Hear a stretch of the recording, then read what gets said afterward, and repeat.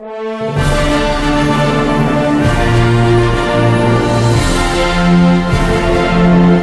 school football is on the air. HavenFootball.net is pleased to present tonight's Strath Haven football game. Today's game is between your 4-0 Strath Haven Panthers and the 1-3 Lower Merion Bulldogs. Fisher at the 40, at the 50, foot race now. They will not catch James Fisher. He will throw 92 yards to end. This is Fuskis, cuts it back to his right, into the secondary, first down and more, still on his feet, midfield, 40, 35, one man to beat, Ifani can't get him. Tonight's game is sponsored by the Swarthmorean Weekly Newspaper, true local coverage of Swarthmore, Wallingford, and surrounding neighborhoods. Published since 1893. Steve Taub's Allstate Insurance and Media.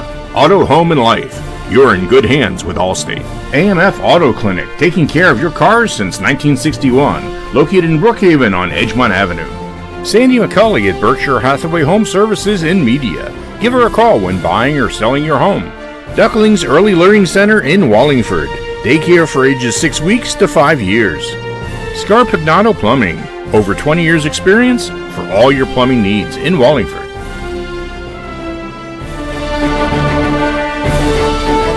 Here are tonight's internet announcers, the voices of the Strath Haven Panthers, Brian Carroll, Pete Fulginiti, Andrew Kauffman, and Mike Mayer.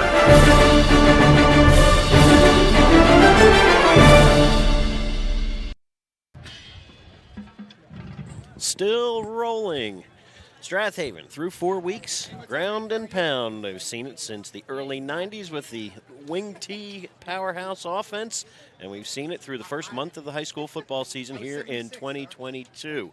In the meantime, Lower Merion here at Arnold Field on a gorgeous day for football, looking to slow that train and pick up their second win of the season. Welcome to Central League football here on a gorgeous Saturday afternoon right here on HavenFootball.net. So, Brian Carroll bringing play-by-play today, joined as always by Mike Mayer, Andrew Kauffman, and Pete Fulginiti. We are in the home side stands today. Little different setup here, but our first road broadcast with the video aspect this year. We had audio only for Interborough back in week 1, but the Panthers enjoyed a 3-week stint at George L. King Field and now take it to the road on a Saturday afternoon, trying to go to 5-0 and stay in the Central League race in a really a terrific, tight Central League race, honestly, Mike. There's some good games last night. We'll update you on some of those later on.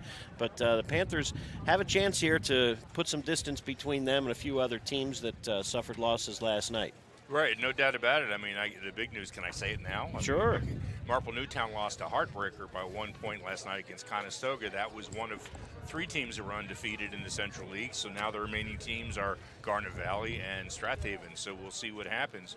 Unfortunately, in the case of Garnet Valley, we will not be playing them this year.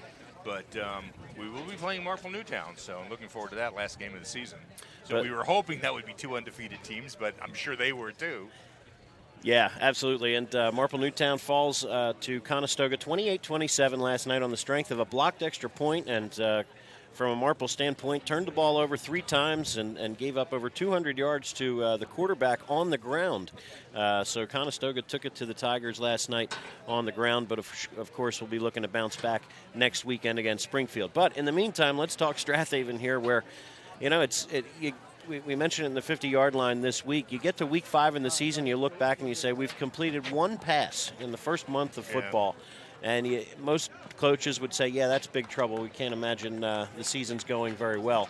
Well, in the meantime, they're 4-0. And the Panthers, again, have only attempted a pass in 2 of the first 4 games and completed just 1 of those. So, again, same story as always, this wing T offense with 4 seniors sharing the football in the backfield, running it behind an offensive line of all juniors, and you mix in tight end, junior tight end Marco Kauffman and senior tight end Ben Faribaugh. They've just been a powerhouse on the ground. It's been fantastic to watch as they've been running for over 360 yards per game on average, and Lower Merion will have their hands full trying to slow down this offense and the 35 points per game that the Panthers have put up through the first month.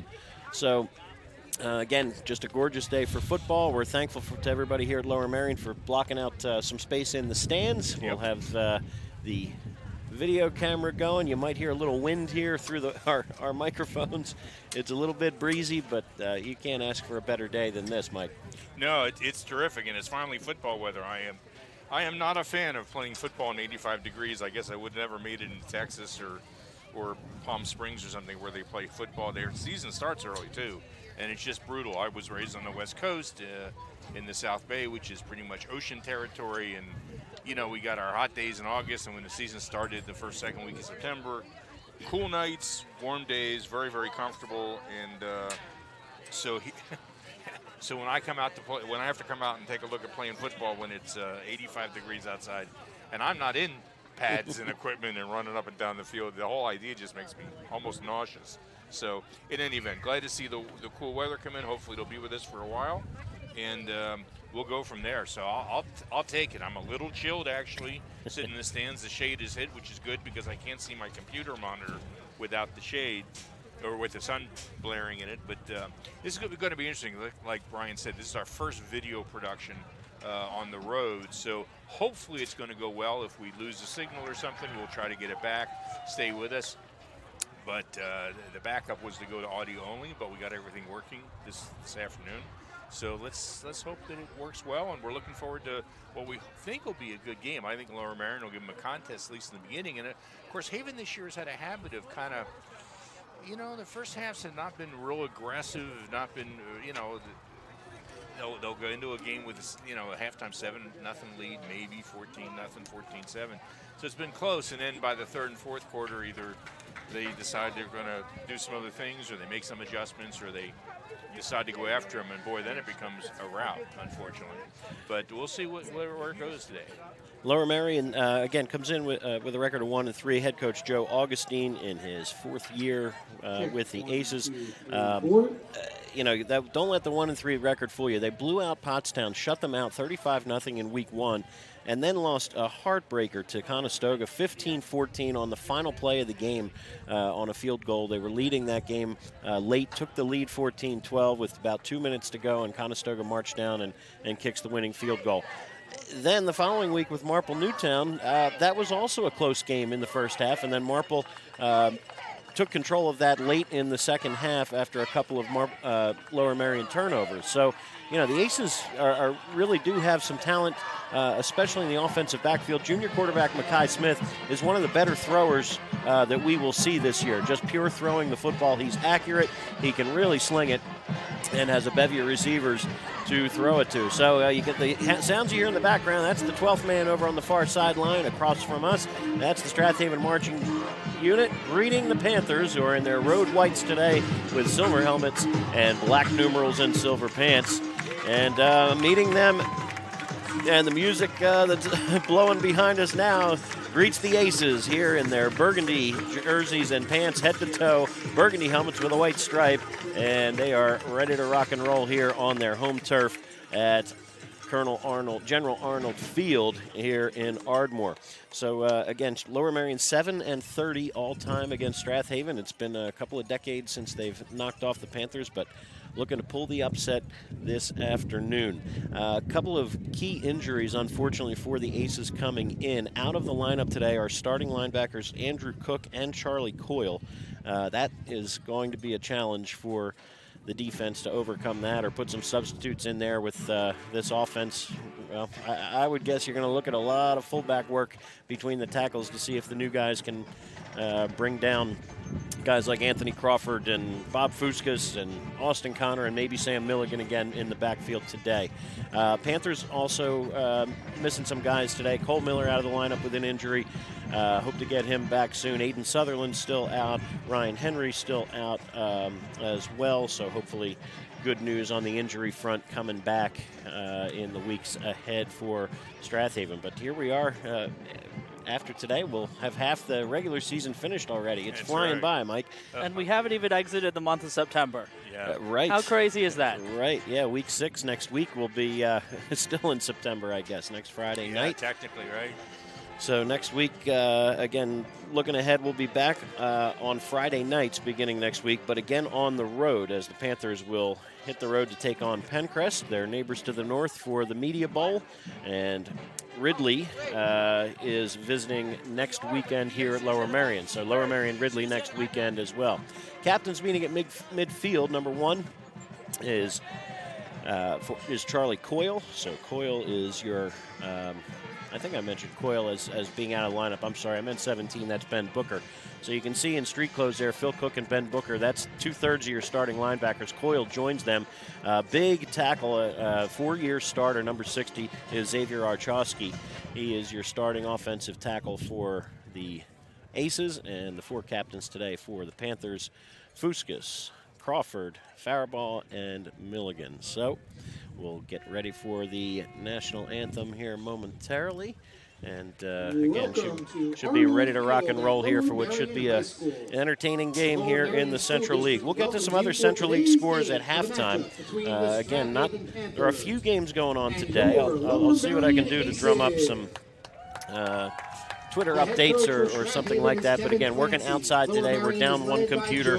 So the tweets, I would just say, are probably going to be fewer and far between as the game is going on. I'll try to type as fast as I can during commercials on my phone, but aside from that, we will keep it right here and keep chatting and showing you Strath Haven football here on havenfootball.net. So hopefully we can talk over top of, and again, we are right below. I'm sitting right below the PA microphone, and so we'll see how it goes. All right, we're going to take a short time out. Be back for this tail end of the national anthem in just a moment on havenfootball.net. Welcome to all.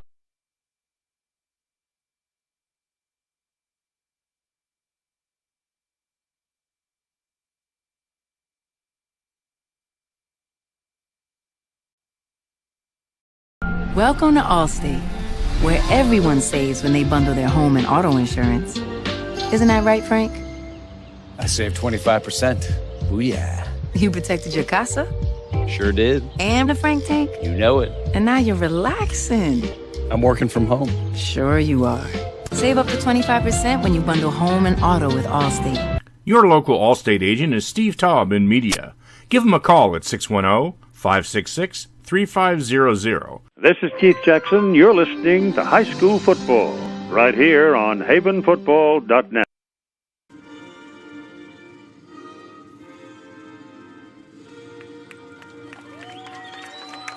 There's the Star-Spangled Banner, and we are getting ready to go for Week 5, wrapping up Week 5 here in the Central League. Plenty of other updates to share later on, but Strath Haven will kick it away. Lower Merion will move right to left in front of us and receive the opening kickoff and try to get that offense up and running here. I mentioned their first 3 weeks, and then last week against Upper Darby, the wheels kind of fell off. 42-14, a loss to the Royals, so the Aces looking to bounce back from that tough one last week where they turned it over a couple of times and gave up a couple of really big plays in the run game to Upper Darby as well. So Tim Steyer, senior kicker, has it teed on that far hash mark, or just inside that far hash mark, and ready to go. Waiting for the Aces to send Sam Zeng and Declan Mack back to return the kickoff. And actually now Mack, one of the up men, and they'll put George Taylor, number 24, back there. Taylor had a 61-yard touchdown reception a week ago, so he can fly. And Sam Zeng, 3-year starter, wearing number 2. You'll see him at wide receiver here in a moment as well. All right, Steyer ready to go, and we're ready to go. Opening kickoff here on havenfootball.net. Steyer, high end over end kick's going to come down to Taylor off his shoe tops here at about the 18. Spins across the 20 and is tripped up at the 25. Nice work there by Dan Lash on the tackle. Lower Merion quarterback is Mackay Smith. He's joined by the running back Zach Bond, wide receiver Zion Gray, George Taylor, and Sam Zeng. Aiden Fleazar is in at your tight end spot and slot receiver as well. Matthew Curry is your center. Felix Morales, Ronnie Makaleli, are your guards, and the tackle Xavier Archowski, who stands at 6'6", 285, and the opposite tackle at number 51 is Malachi Walker. We'll get to the Panther defense momentarily, but here they open with a pistol look. Wearing number 1 alongside the quarterback is Charlie Coyle. Bond behind him, 3 wide receivers set on first down. From the 25, Smith is back up to pass on first down. Good pocket, fires to the outside. Taylor with a catch and is wrapped up immediately. Nice work there by James Fisher. The sophomore slings him down after a gain of just 2. Panther defense today includes Austin Connor and Vince Hales at defensive ends. They sandwich Ben Faribault and Jason Williams, the big defensive tackles. Inside backers Anthony Crawford and Marco Kauffman. We'll get to the rest of the defense momentarily as they go no huddle here after a gain of 2. Second down and about 8 here. Under center for the first time is Smith. They give it to Bond. Looking for him off the left side. Austin Connor shakes his block and says no. He'll lose a couple back inside back to the 25. So gain of 2 and loss of 2 for Lower Merion. That brings up third down and 10. I mentioned the inside backers, Anthony Crawford and Marco Kauffman. Outside backer is Bobby Fuskas. James Fisher's your strong safety. Free safety, Sam Milligan. Chase Nangle and A.J. Glavicek holding down the corners. Third down and 10 to go here from the 25. Smith under center. I formation behind him. Fullback offset to the left is Coyle. Bond dots the I. 3 receivers, 2 to the right. And back is Smith. 5-step drop. Looking. Now scrambling to his left. Eyes still downfield. Wants Coyle to turn it upfield. Now throws it in. Complete out of bounds. Big Ben in his face. Hurries him. And incomplete it falls. Looks like a 3 and out here for Lower Merion to start. Good work by the Panther front 4, controlling the line of scrimmage. Yeah, absolutely. I mean, overwhelming both pass defense in that particular case and just getting in the backfield. Lower Merion's got to do something to stop that rush. Declan Mack stands at the 10 to wait the punt snap. Evan Menaker and Chase Nangle await the punt near midfield here. 10:35 to go here in the opening quarter. 3 and out go the Aces, and a terrific high wobbler coming down to Menaker, who makes a catch on both knees at the 48-yard line. And the Panthers start with very good field position there. Nice work there by Menaker on the catch, and the Panther offense led by junior quarterback Jake Kitchen, still leading the offense here as Sam Milligan out of the lineup. At quarterback anyway. Fullbacks Anthony Crawford, Austin Connor, and Bob Fuskas are your halfbacks. Tight ends are Marco Kauffman and Ben Faribault. Carter Law is your center. Gavin Pilson gets the start today at left guard. He's opposite Jackson Jeremiah. Will Luthold and Billy Brown, your bookend tackles. And the Panthers ready to go with that 2 tight end set. Fuskas wing to the right. Give is to Crawford on first down. Sheds 1 tackle momentarily, but then good work there pursuing by the Aces defense. Gain of maybe just a couple here for Crawford. And the Aces defense includes Aiden Fleazar, Ranij Mekaleli, Tyquez Thompson, and Malachi Walker are your down 4. Charlie Coyle is one of your linebackers, and then we're looking for the other guys that are going to replace Phil Cook and Ben Booker, so we'll keep an eye out on that in just a moment. Corners are Zion Gray and Sam Zing. Makai Smith and Brennan Else are your safeties. 9 in the box, and they give to Fuskas straight up the middle. He's got running room and tumbles across the 30 down to the 29-yard line. Good work by Bob Fuskas to pick up his Panther first down. A lot of room off that left side that time, Mike. Yep, look good. That's what you're looking for these guys. Nice gain of 17 on that play. Fuskas comes in averaging almost 9 yards a carry, and 17 on his first touch, pretty good. That'll certainly help that average stay up there. Kauffman to the left, Faribault to the right at tight end. On first down, they give us to Connor for the first time, and he's into the secondary for a good chunk. Maybe 7 or 8 here when they unpile. Austin Connor scored his first touchdown a week ago. It'll give him 6 or so, maybe 7. Second down and 3 from the 23-yard line. Panthers on the move here as we're inside of 9 minutes to play in the opening quarter. Trying to put it away here on a short field. This drive started at the 48-yard line. All 3 running backs have touched it so far. Kitchen under center on second down and 3. Crawford off the right side. He's going to find some room, hops over one man, and tumbles down inside the 15 to the 13. So 10 more there for Anthony Crawford, and Panther offense here, hot knife through butter. Through the first 4 snaps. Lower Merion's going to do everything they can here to put some extra bodies in the box here. Big 72 in the game now. Toby Myers as one of your defensive linemen, joined there by number 99, Kayshawn Miller. So they've made some adjustments here. Declan Mack in at linebacker, Mackay Smith in at linebacker as well. All right, 1st and 10. They run the sweep to Fuskas, and nice work by Smith to turn him inside, but Fuskas still driving the pile inside the 10, down near the 8. Still picks up 5, and Smith really showed well there. He's typically your strong safety. They've moved him to middle linebacker for today due to the injuries, but could not wrap up Fuskas there on a nice cut. Which is a big boy to try to wrap up, but they had him, but he broke through. 2nd down and 5 here. Clock continues to tick here. 7:40 and counting to play in the 1st. Kauffman to the right, Kauffman to the left, Faribault to the right. They show blitz in that A gap, and Panthers hit a trap off the right side. This is Crawford down inside the 5 to the 2. That should make it 1st and goal to go. Panthers have 4 cracks at it from the 2 now as Crawford picks up 5 more. Put it down.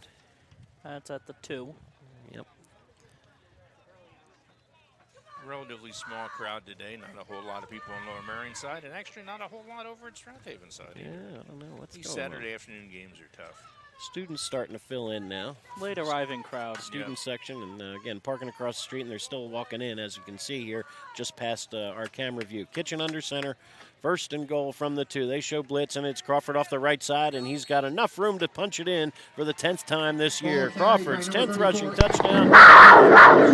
And the Panthers on the board first with 6:55 to play here in the opening quarter. Just good push there off that right side there from Luthold and Ben Faribault. Fuskas was over there as your wingback. And Tim Steyer on for the extra point. Chase Nangle on a knee at the 10. Ball spotted. Kick is plenty long enough and good. Steyer is true with the extra point. 7-0 Strath Haven. We'll take a short time out. Be back in just a moment. See if Lower Merion can answer. Glad you're listening live or on the archive right here on havenfootball.net.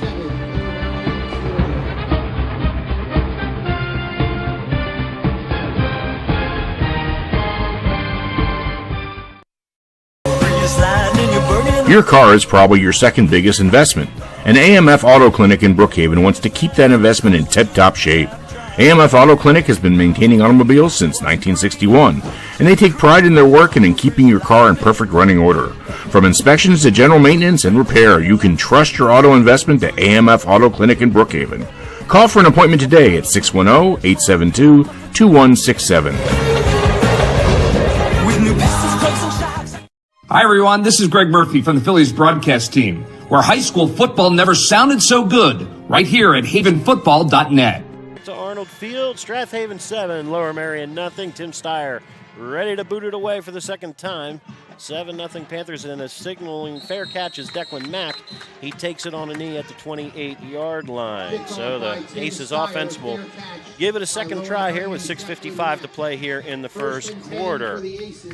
Trying to get a tweet out to everybody. At their own 28-yard line. See what we can keep everybody posted if you're not able to join us live today. All right.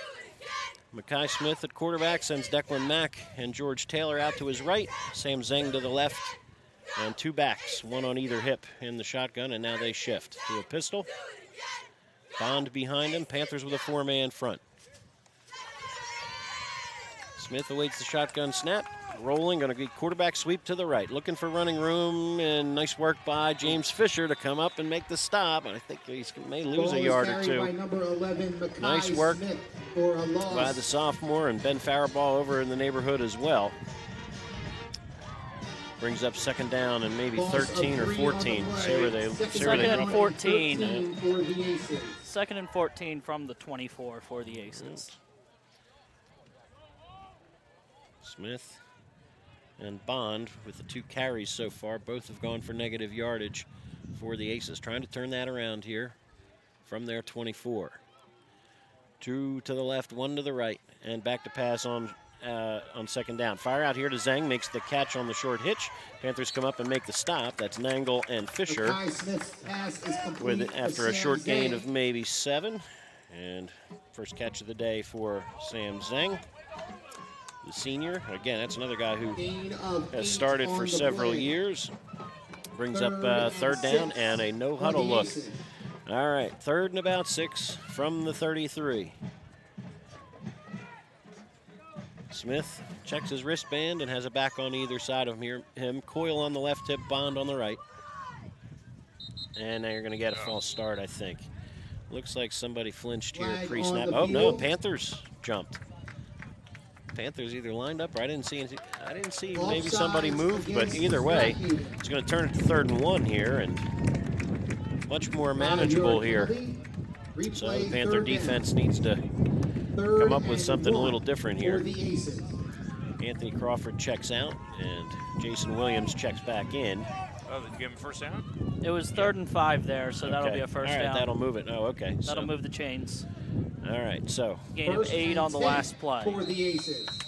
I'm sorry, that was not Crawford who checked out. That was the sophomore Shane Green. Okay, here we go. 1st and 10 after the Panthers jump off sides. And the first down of the day here for the Aces. Back is Smith. Looks, pump fake, back over the middle. He throws, and it is, nearly intercepted by Crawford.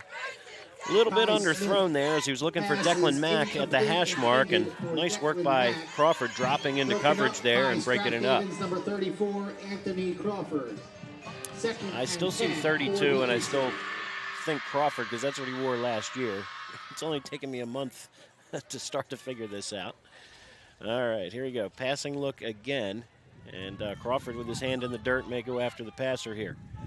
All right, 2nd down and 10. They give us to Bond. Crawford sheds the block, and it's good stiff arm there from Bond. Gave him a little room, but then Vince Hale's in to clean up. Ball is carried by number 20. Maybe back to the line of scrimmage and not much else here for Bond. 3rd and 10. And it brings up 3rd down and 10 with 4:58 and counting to play here in the opening quarter. If you're joining us late, the Aces went 3 and out to start. The Panthers took advantage of a short field, a 48-yard scoring drive, capped by Anthony Crawford's 2-yard run. 7-0 is your score. 3rd and 10 now for Mackay Smith, who's in the pistol here. Coyle on his left hip, Bond behind him. Back to pass, Smith looking, firing a quick slant near the hash mark. It is caught, shy of the first down. And nice coverage and tackle right there. Looks like Kauffman on the stop. And Declan Mack picks up 5. So you're looking at 4th down and 5, and maybe go time here for the Aces as they're approaching midfield. That's a risk. I understand that they feel they got to get their first downs, but I would not want to turn the ball over to the Panthers on their own 45. No, they already had a short field on the first possession. Yep. All right, they need the 48 for a first down. 4 wide. Mackay Smith in the gun. Bond with him in the backfield. Low snap, picked up and juggled, and now Smith's going to have to make something out of nothing. Could not do it.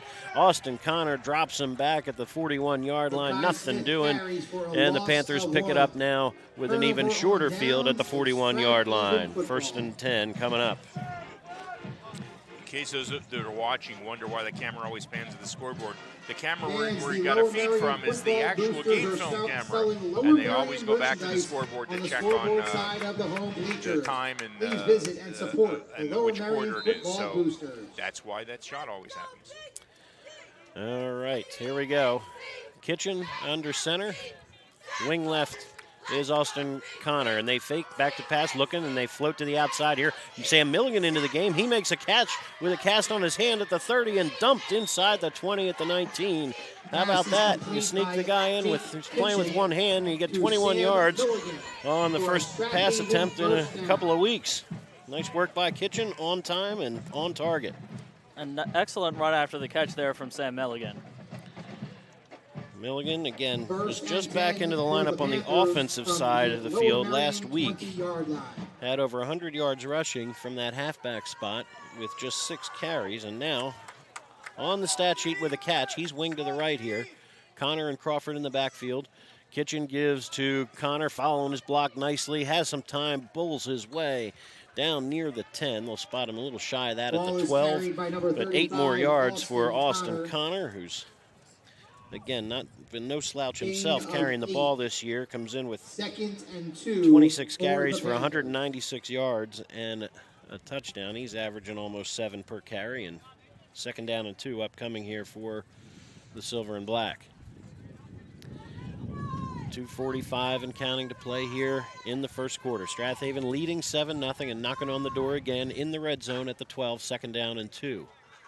T formation this time. Connor, Crawford, and Milligan left to right in front of you. Here is Milligan looking for room and blocking in front. He's going to hop his way down inside or near the 5-yard line. By number 4, Sam Milligan. See where they unpile it, but it's 1st and goal to go here. As nose of the football on the 5-yard line. Give him 7 more. For the Panthers from the Lower Merion 6-yard line. Well, this is just consummate Strath Haven Panther football, although we did pass it once, so, you know. There you go. Yeah. It was just a short little out route. Yep, to the flat. That's flat route, we'll take that. 2nd down, 1st and goal with 2 minutes to go now in the first. Panthers looking to punch it in for the 2nd time here. Carter Law over the ball at center. Kitchen right there behind him. All 10 men or 11 men in the box now. Play fake back. Looks, fire into the end zone. Going up to get it. And into the end zone is Austin Connor. Beautiful fake. And Connor in the flat has his first touchdown catch of the season. And Jake Kitchen 2 for 2 on the drive. And the Panthers on the board a 2nd time. 13-0 extra point pending. Nice work there by Kitchen with 2 accurate throws to the flats. And Chase Nangle on to hold for Tim Steyer's extra point. Ball spotted, kick is just barely away, and he sneaks it through. Boy, heavy pressure coming from Charlie Coyle, but Steyer gets his 2nd. He's 2 for 2, and we'll take a short timeout with 1:46 to go here in the first. Back in just a moment on havenfootball.net.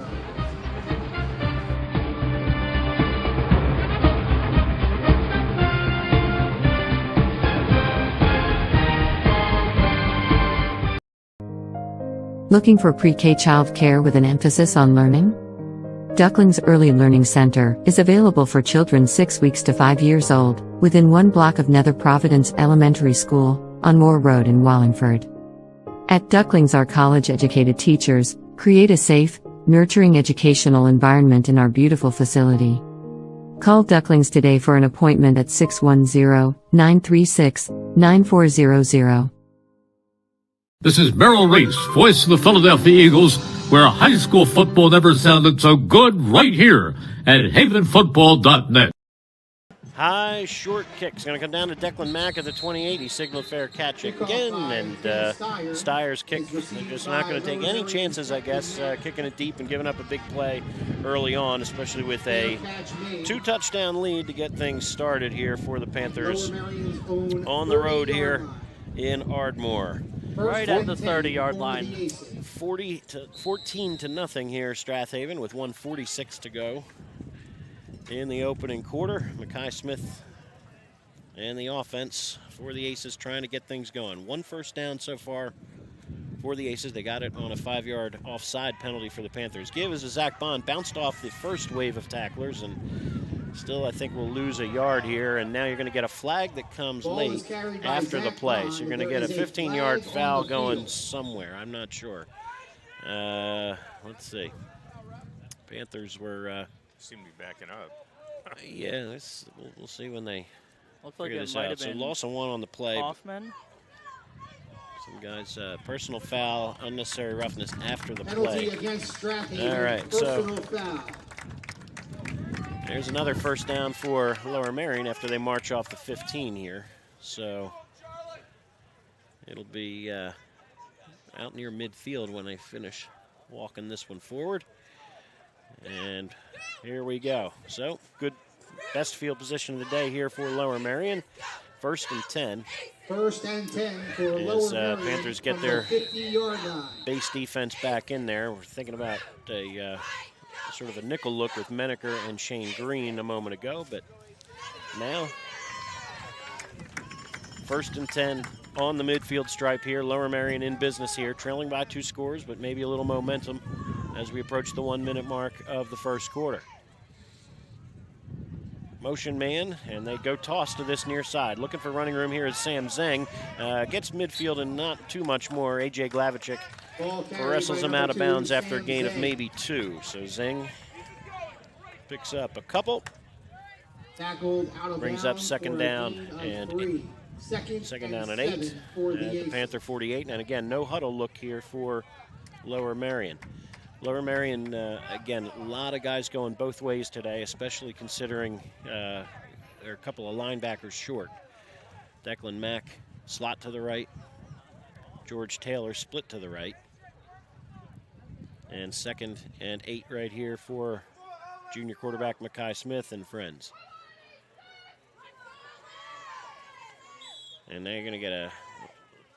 We have a delay. I'm not sure. No, you get a false start. Somebody on that line flinched, so the umpire throws the flag, and 2nd and 8 suddenly turns into 2nd and 13, and a little off schedule now for Lower Merion. So they've benefited from a couple of Strath Haven penalties, and now 5-yard penalty. Give 5 yards back here. Yeah, either was the quarterback rocking back and forth, or maybe the center adjusted the ball. Jason Williams checks out. Anthony Crawford will go to defensive tackle for this play as Shane Green comes in at linebacker. 2nd and about 13. Smith back to pass, looking. It is batted in the air, getting their hands right up on that one. Anthony Crawford got the hands up, and he's batted away 2 passes now. One in the line, deep in the secondary, and one at the line of scrimmage there. They did that. They got that incomplete with, is there a 1 minute 01? 1:01 on the clock. Yep. I thought it was down to a second. I thought, how opportune. All right, 3rd and long here for the Aces. Trips to the right, single receiver to the left is Sam Zeng. Smith looking for some time to throw it. Panthers' coverage so far has been outstanding. He's back, and now they go screen underneath, and it is incomplete. Jason Williams was in the neighborhood, perhaps sniffing out another interception. He had one last year on a similar play against Harriton. This one, however, falls incomplete. Just a little high. Yep. So 4th and long, and looks like the punt team will come on as Declan Mack stands about 12 yards deep in the backfield. All right. Evan Menaker and Chase Nangle deep to return the punt with 57 seconds to go here in the opening quarter. Taking the snap is Mack, and the left footer booms one. Terrific kick. Nangle will make a good decision here to back away from that one. Good Lower Merion roll inside the 20, inside the 15, and down near the 12-yard line. Terrific kick from Declan Mack. And the Panthers with a long field in front of them. 88 yards from pay dirt here with 44 seconds to go in the first quarter. 1st and 10 for the Panthers. So, Panthers piling up some yardage here. 26 through the air. And 4 different ball carriers on the ground as well. But 2 short fields to start things. One at the 48-yard line and one at the 41-yard line. This one, much longer field in front of them. They'll start at their 12. Milligan, wing to the left. Fuskas is your fullback, and they toss play looking for running room off that left side, and carrying tacklers to 1st down yardage goes Anthony Crawford. They'll put him out at the 25.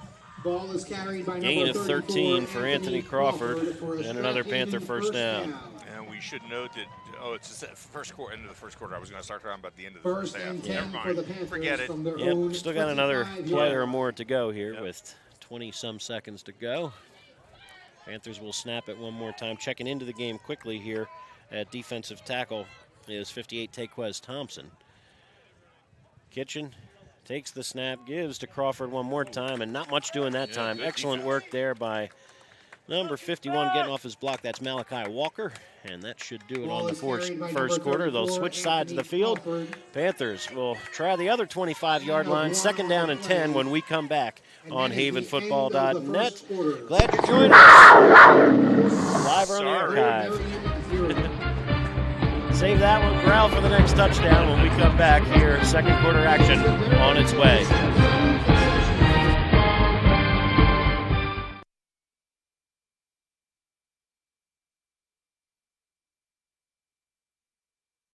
Gridiron Club is a fundraising organization affiliated with the Football Parents Association. We raise money to support the Strath Haven football team and other Strath Haven sports teams. We could not be successful without the help of the following key supporters for the 2022-23 sports season. Our thanks and appreciation to Jessica Mudrick and Berkshire Hathaway Home Services in Media, Haven by McCann in Nether Providence, KDI Office Technology in Aston. The Haven Gridiron Club and all the student athletes at Strath Haven are grateful for your support.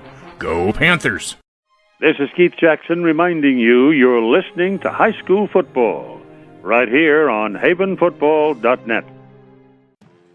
Welcome back to Arnold Field here in Ardmore. Strath Haven 14, Lower Merion nothing as we start the second quarter. Brian Carroll bringing you play-by-play. Andrew Kauffman, Mike Mayer, and Pete Fulginiti doing everything else here. Panthers outgain Lower Merion 77-8 in that first quarter, and now looking for more at the 26-yard line, 2nd down and 9 after Crawford went for just a yard on his 6th carry. We're waiting on some clock issues. The clock currently says 1:20 to go when it should say 12 minutes. All right, they'll look to fix that. And again, there we go. Hey, it's a nice day, right? We'll take every minute we can get with sunny and 70 with a slight breeze. Can't ask for much better football weather than this. Crawford and Fuskas in the backfield. Sam Milligan wing to the right.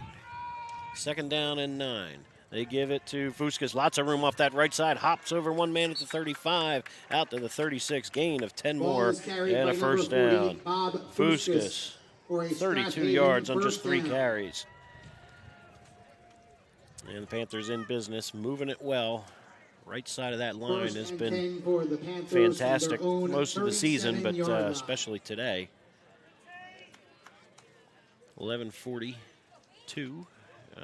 Clock is stopped at the moment. Not sure why. It's running now. Okay, there we go. All right. Kitchen under center on 1st and 10. This is Anthony Crawford, a little bit of room, and it closes quickly. Nice work there by the interior defense. Crawford still muscling his way for maybe a yard, if that. But nice job there by number 34, big 72, Crawford, Toby Myers, just a junior. 2nd and He, 9 along with for 55, the Felix Panthers. Morales, pretty formidable there at the defensive tackle spots. Sam Zhang checks out. Charlie Coyle checks in the secondary.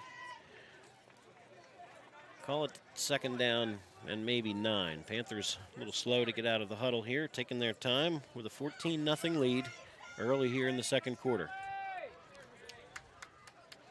From the 38 to give on 1st down, this is Milligan. He's going to go into the secondary, take a couple guys for a ride. Smith finally pulls him down at the 45-yard line, but 17 more for Sam Milligan and another Panther 1st down. This has been just methodical. And start talking about the right side of the line. Hey, let's go left behind Billy Brown and friends. And that was a huge hole. I mean, Milligan did it, got a good 5-7 yards on his own, but that initial line of scrimmage had a hole pretty good. I mean, there wasn't much. I don't think he got touched inside the line by the line of scrimmage.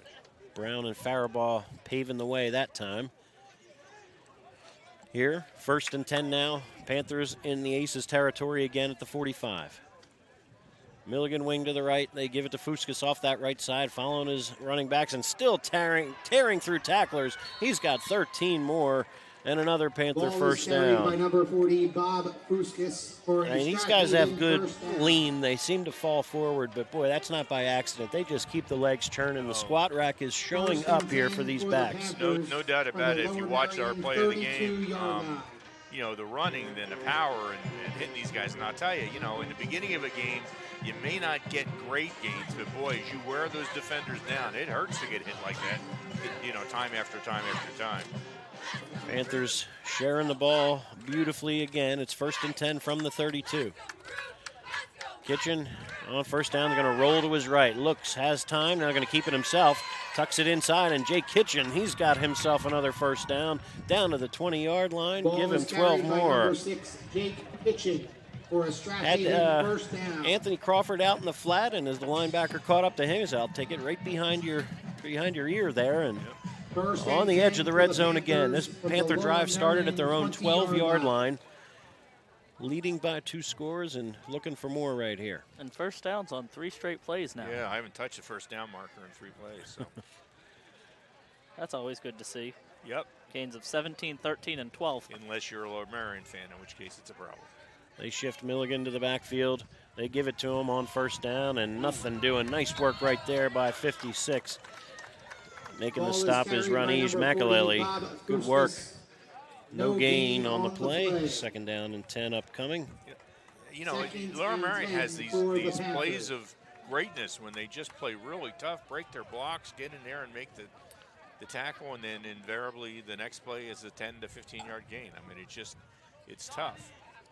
A little bit of inconsistency. Well, I'm not, you know, it's hard to tell from up here exactly what's happening, whether somebody missed a block or whether he got under him, the defender got under him and slid. You know, it's hard to say until you review the game film. All right, here we go, second down and 10. Give and a counter crisscross. This is a little bit of running room, and Austin Connor bounces outside, and he's got himself his second touchdown of the season on the ground. Counter crisscross. Comes up big. Beautiful job there in the backfield, and just shifty running from the senior halfback.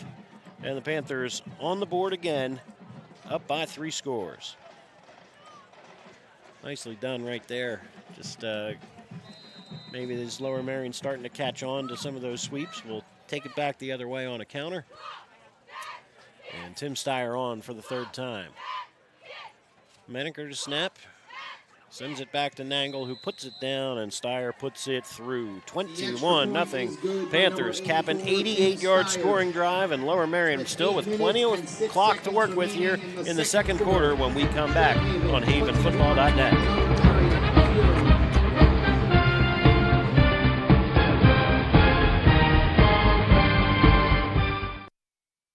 You're looking to start an exciting career in the healthcare field? Then Keystone Quality Transport is looking for you. Keystone Quality Transport, the region's premier non-emergency medical transportation company, offers a full scholarship into a comprehensive emergency medical technician certification program. Would you like to obtain a National Registry Emergency Medical Technician certification and earn $20 per hour to start?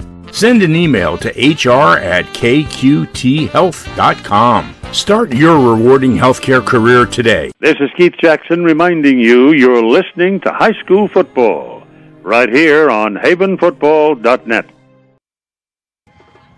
Welcome back to second quarter action here. 21-0. Strath Haven on top of Lower Merion with 8:06 to play here in the first half. And Panthers got that wing tee cooking there. 88 yards on that last drive. Steyer, high end-over-end kick. It's going to come down to Sam Zeng at the 7-yard line. Up the hash now. He's going to look for room on that left side. Good speed around the corner. Flag may bring this backward as Austin Connor drags him down by the shirt tail. And laundry lane at the 27, so we'll see. This is usually in the neighborhood of an illegal block of some sort, and we'll march that off and give us a chance to send a looks like he's calling for a hold. Yep, holding against Lower Merion. Send a tweet out here for that's right. I'll cover for you, Brian. Thank you. You have been doing that for 20 years now. Not as much as you've been covering for me, that's for sure. All right. Holding on Lower Merion is the call. 7:56 to play here before halftime. Lower Merion now backed up to their own 16-yard line after Zhang's run to the 27 was going backwards. All right, here we go. Shotgun spread look here. 4 wide for Mackay Smith and the Aces. He was not ready for that snap, but here we go. 1st and 10. Looking, rolling to his left, all sorts of time. Panthers just sit back there in a bubble. They let him make the catch and make the tackle, but they can't do it right away. Nice work by Sam Zeng. Zigging and zagging to this near sideline. He's got himself, I think, 10 and a first down. That'll move the chains. Panthers seem content to, sit back. They're not getting much of a pass rush, but we'll drop guys in coverage and say, let's see what they can do. Second catch there for Sam Zeng. He has 17 yards receiving. Smith now 4 out of 8 for 24 yards here in the early going. 2 wide receivers to either side for Smith. Bond with him in the backfield. On 1st and 10, back again. From the 28, firing down the seam, juggled and incomplete, looking for Zeng. Pretty well covered by Marco Kauffman. Pass just a little bit behind him, but Zeng would like to have that one back. 2nd and 10 for Lower Merion. 2nd and 10, and Lower Merion had a case of the dropsies a little bit last week against Lower Merion, against Upper Darby. That went a long way in that 42-14 loss. They had some chances to string some drives together, but multiple drops spread across a few receivers didn't help matters, but doing okay so far today. 2nd down and 10 from the 28. Smith, again, same look, 2 wide receivers either side. Looking, pump fake. Now he wants it all down the seam he goes. It's going to be intercepted by Sam Milligan near midfield. He's got some running room, bounces out the right, gets a block from Kauffman momentarily, but they wrap him up at the 26-yard line. Sam Milligan's 3rd interception of the season. And a 27-yard return has the Panthers in business at the 26. Well, like we said, just as things were starting to get going there for Lower Merion, Sam Milligan in center field there jumps the post route, and another short field for the Panthers here with 7:04 to go here in the 2nd quarter. May look to take a shot down the field here. We'll see. Chase Nangle into the game. Wing to the right. Now tight end to the right, actually. Wing to the left is Austin Connor. He comes in motion. They play fake, and here's Kitchen looking. He's going to be wrapped up. Oh, had a man open, but he's going to be sacked. Ran out of time, and a beautiful job there by the defensive line. That's big 56, Ronij McAlilly. Marion's number 55, Felix Morales. Oh, was it Morales? Okay, not 56. I'm sorry, I keep calling him. I don't know. That might have been 56. We'll have to. You can check the replay we'll on see that. on game film. On the play. Loss of 8 turns it to 2nd down and 18, but Panthers had a man out there on the post. Kitchen just couldn't. Didn't have the time to make that throw. Nope, couldn't get it to him. So Kitchen goes backwards for 8, brings up 2nd down and 18 from the 34. Panthers on the Mustang sweep, lots of room. Oh, nice work by Milligan to hop away from one man. Looked like a ton of room over here, but then Declan Mack did enough to slow him down and got some help from his buddies at the 31. Sam Milligan. So a gain of just a few. Charlie Coyle. Brings it to 3rd and 15 now. Gain of 3 on the play. Clock ticks, 5:55 and counting to play in the first half. Strath Haven leading 21-0. Trying to cash in again here after Sam Milligan's interception. How much yardage do you think you need for a field goal attempt? You're going to need about the 15-yard line. You're going to need so you need the first down. There we go. Quick hitter. This is Fuskas on the trap play, looking for room inside the 25 to the 24. Something a little bit more manageable, but still looking at 4th down and about 7 or so. 4th and 8. 9. Yeah, 9. Yep. Okay. At the 24 for Fuskas. That'll be 4th and 8. 5 carries for 53 yards for Fuskas. He leads all rushers today so far. We got 8, 9, 7. Right. I'm sticking with 9. 4th and 8. I think it's 9. All right. From the 24. Lower Merion defense trying to get a stop here. Panthers send Milligan in motion. They go jet sweep and jumping. That is a beautiful job right there by Mackay Smith. Inside backer. The Panthers didn't account for him. And maybe a yard for Milligan, but Panthers did not block that well at all. And give Mackay Smith some credit for reading that one. And a nice job by the Lower Merion defense. Stops the Panthers with 4:52 to play here before halftime, and a chance to get things going here for the Aces offense. You'll see if they can take advantage of this turnover on downs and see if they can march the field. So that sack on 1st down put the Panthers behind schedule there, and nice job by Lower Merion to take advantage. All right, here we go. Give inside is to Bond, and he'll go next to nowhere. That's, I think, Bob Fuskas. Yep, that was Fuskas wrapping him up at backfield. Spinning behind for a 2-point takedown as well. Got a yard. They're going to give him a yard and a half, almost 2. 2nd down and 8 for Bond and the Aces upcoming here. It's the first positive carry of the day for the junior Zach Bond. From the 25, Aces trying to get something going here with 2 receivers to the right. Zhang at the top of your screen to the left. Mackay Smith with a big fourth down stop on defense. Now trying to get the offense going, firing in the near flat, complete to George Taylor, and he's wrapped up quickly by Fuscus and Shane Green, who's in here around the corner. It's a nice, strong bullet pass, too. That was really zinged in there. Smith can sling it for sure. And he's at they move it out to the 30, and the second catch for Taylor. 31. Third down upcoming here. Third and about 3, under center. With an I formation behind him is Smith. Turn, give is to Bond, looking for him off the left side, has himself a first down as he spins forward to about the 35 before Ben Faribault makes the stop. That'll move the chains here for the Aces. 3:25 and counting to go. Aces still have timeouts in their pocket here. First and 10 for Williams checks out along with Vince Hales. And Panthers show a 3-man front here. Anthony Crawford is your nose guard. Shane Green in there at outside backer. Kauffman to the middle. At the 35 on first down, Smith looking, pump fakes to his right, has time, rolling, eyes downfield, going to dump it underneath, incomplete, looking for Taylor, who had to go off his hands near the first down marker, and it brings up second and 10 for Lower Merion on the 12th attempt of the day for Smith. Clock stops at the 2:56 mark of this second quarter.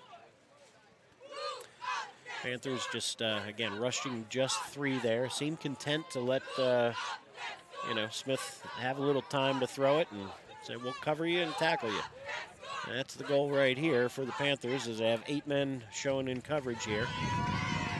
Mackay Smith takes the shotgun snap, keeps it himself, looking for a little bit of running room, and Faribault and Crawford make the stop near the 40 and forward progress out to the 41.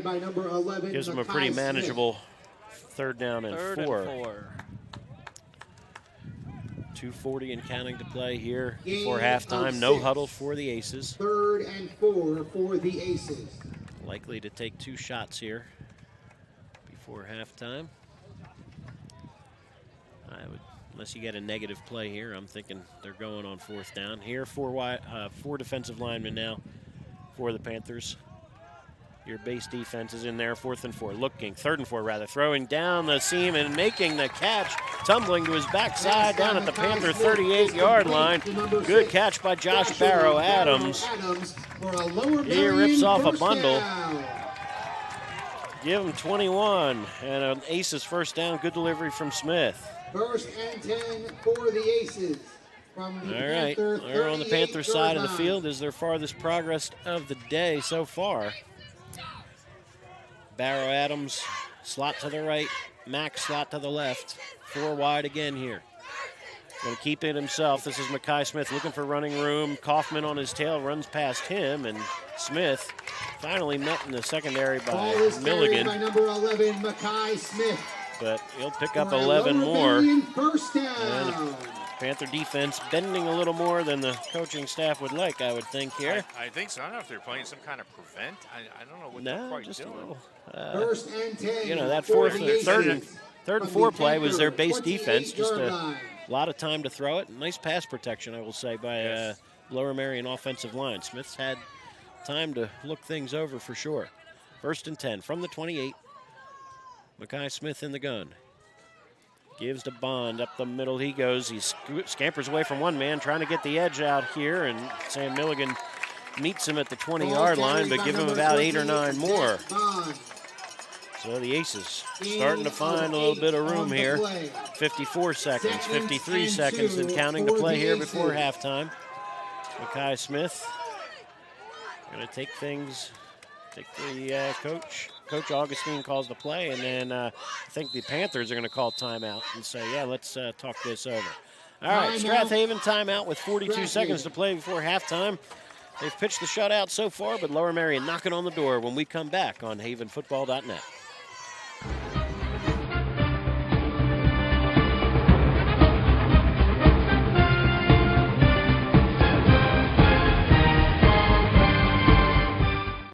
Selling or buying a home is serious business, and for serious business the key to your success is to work with an experienced agent. Sandy McCulley has over 20 years of real estate experience and is a seller representative specialist as well as a certified residential specialist. Sandy specializes in Delaware County real estate. Sandy conveniently works out of the Media Berkshire Hathaway Home Marketing Center in Media.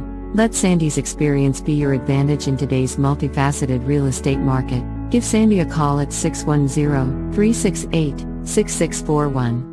This is Merrill Reese, voice of the Philadelphia Eagles, and you're listening to high school football right here on havenfootball.net. Welcome back to General Arnold Field. 42 seconds to play here before halftime. Strath Haven leading 21-0, but defense on its heels a little bit as Lower Merion gets a big fourth down stop and deep in their own territory and has used that momentum to put together a nice drive here before halftime. 2nd and about 2 from the Strath Haven 20. Trips to the left, single receiver to the right is George Taylor. Smith in the gun with Bond on his left hip. Mackay Smith back, has a little time, steps, fires over the middle, complete to Declan Mackey, steps away from one tackle, and Marco Kauffman stops him at the 10. It'll be 1st and goal to go. Gain of 10 for Mack on his second catch of the day. 35 seconds to go here, and now you get a timeout, Lower Merion. So we'll, I guess we'll keep it right here, Mike, and talk things over. Oh, let's talk about what we're going to do in their halftime. I think we're going to stay in the booth for the halftime show. We do have a camera, so you'll get to see our pleasant faces, and we'll talk about maybe some of the, obviously today's game, and maybe some of the things that are going on in the league. And then, of course, there's a lot to talk about with the Phillies and the Eagles, which our guys like to talk about. So they were very pleased, obviously, with Sunday's game and certainly the outcome. And of course, everybody's looking forward to tomorrow and the return of Carson Wentz. So I'm sure they'll have their opinions on all that. I'm sure. Strath Haven Band is lining up. I'm guessing they're going to play immediately after halftime. No Lower Merion No band Lower today. Merion band. Yeah. So Strath Haven's band, I don't know if will we go to that to start things or not today? We'll just talk over that this time. All right. It's the same show. I think they change it first They'll change week in it October. First or second week of October. All right. We'll have a new show. We'll probably get back to showing that once we're back at home. Yeah, because it's a little bit more difficult to show the band and have the band announcements when we're not in cameras. And when we're not in the booth with the PA announcers. Right. We can't get the same reach on our headsets. Right. All right, here we go. 1st and goal from the 10. Lower Merion trying to get on the board here late in the second quarter. 35 seconds to go before halftime. Smith in the shotgun on this near hash. Zach Bond is your junior halfback next to him. Takes the snap. This is Bond, and he's going nowhere. Absolutely buried. Anthony Crawford read that one, and Bond slow to get up, and understandable why. Loss of 4 on the play, and that's going to be timeout Lower Merion. So Crawford just absolutely hammers him for a loss of 4. And start of, for Panther fans, maybe a goal line, hopefully a goal line stand. Lower Merion will try again from the 14 after another timeout. So what we'll also do at halftime is I'll see what we can do to drum up any afternoon scores. There are just a handful of games going on this afternoon, a couple of big ones later tonight that can affect Strath Haven perhaps in a playoff points perspective, but we'll talk more about that. In the weeks ahead, we'll also talk a lot more about how the Panthers are shaping up in the District 1 5A playoff race. We'll start doing projections probably after next weekend and post those on the website. Again, those are just projections, and just like to have a little fun with it and make some predictions in the final weeks of the regular season. But still a lot of football to go right here. Panthers leading 21-0, but trying to keep Lower Merion out of the end zone here. Panthers with a 6-man front, maybe showing blitz here. 3 wide receiver to the left, 1 to the right. On 2nd and goal from the 14. Smith is back, blitz coming, fires to the end zone. Taylor goes high and incomplete. Just a little too tall for Taylor. Austin Connor in coverage. Is incomplete. And intended for George Taylor. Clock stops with 19 and a half seconds to go here.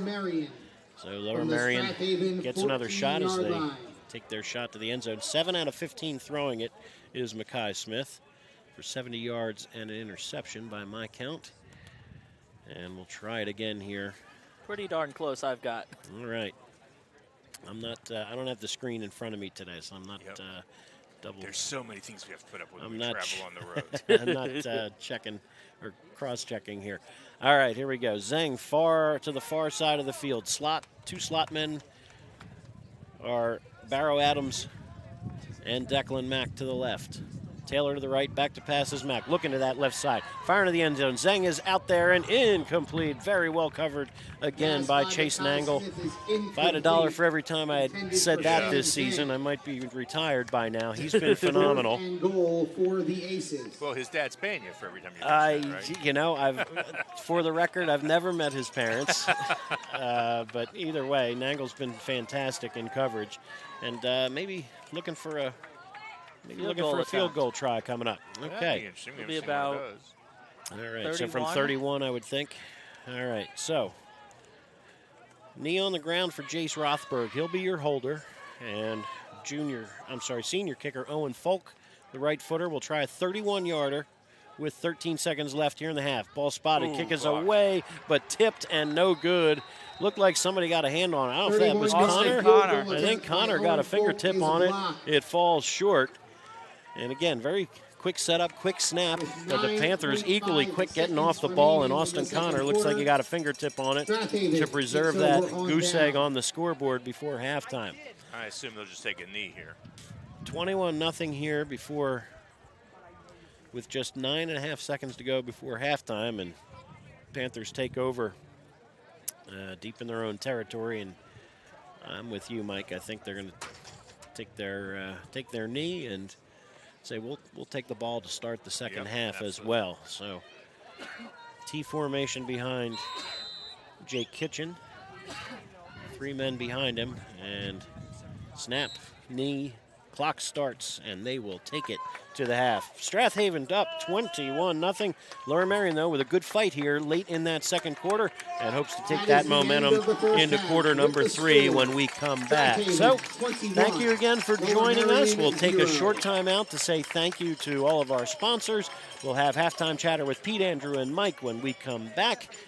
Maybe some score rundowns and playoff scenarios as well. So join us for halftime in just a moment on havenfootball.net.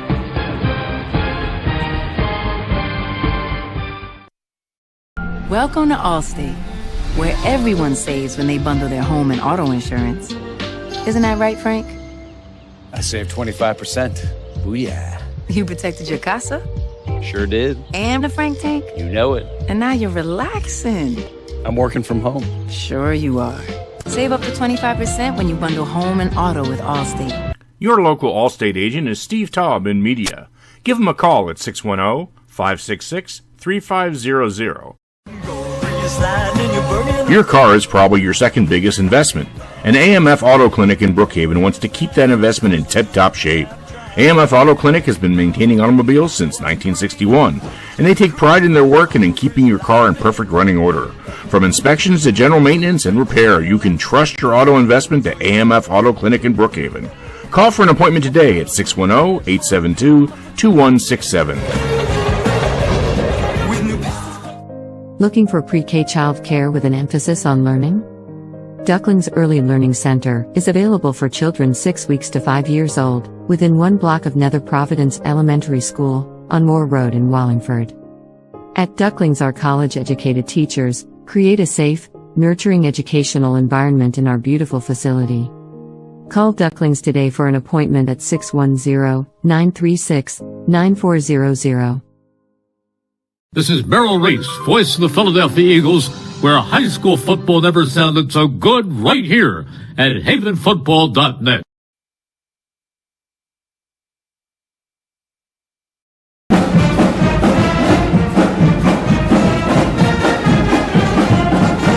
Welcome to the At the Halftime Report with Mike Mayer, Pete Fulginiti, and Statman Andrew Kauffman. Tonight's report is sponsored by Sandy McCulley at Berkshire Hathaway Home Services and Media. Give her a call when buying or selling your home. And welcome back to Ardmore, Pennsylvania, where the Panthers lead 21-0 against Lower Merion. Oh, let me flash on to our booth situation. There we are. I've got Pete Fulginiti to my left, Andrew Kauffman on the other side. I'm Mike Mayer. And this is our booth for the day, which is very pleasant. It's a nice day to do this. Better than 2 weeks ago. We'd be out here dying.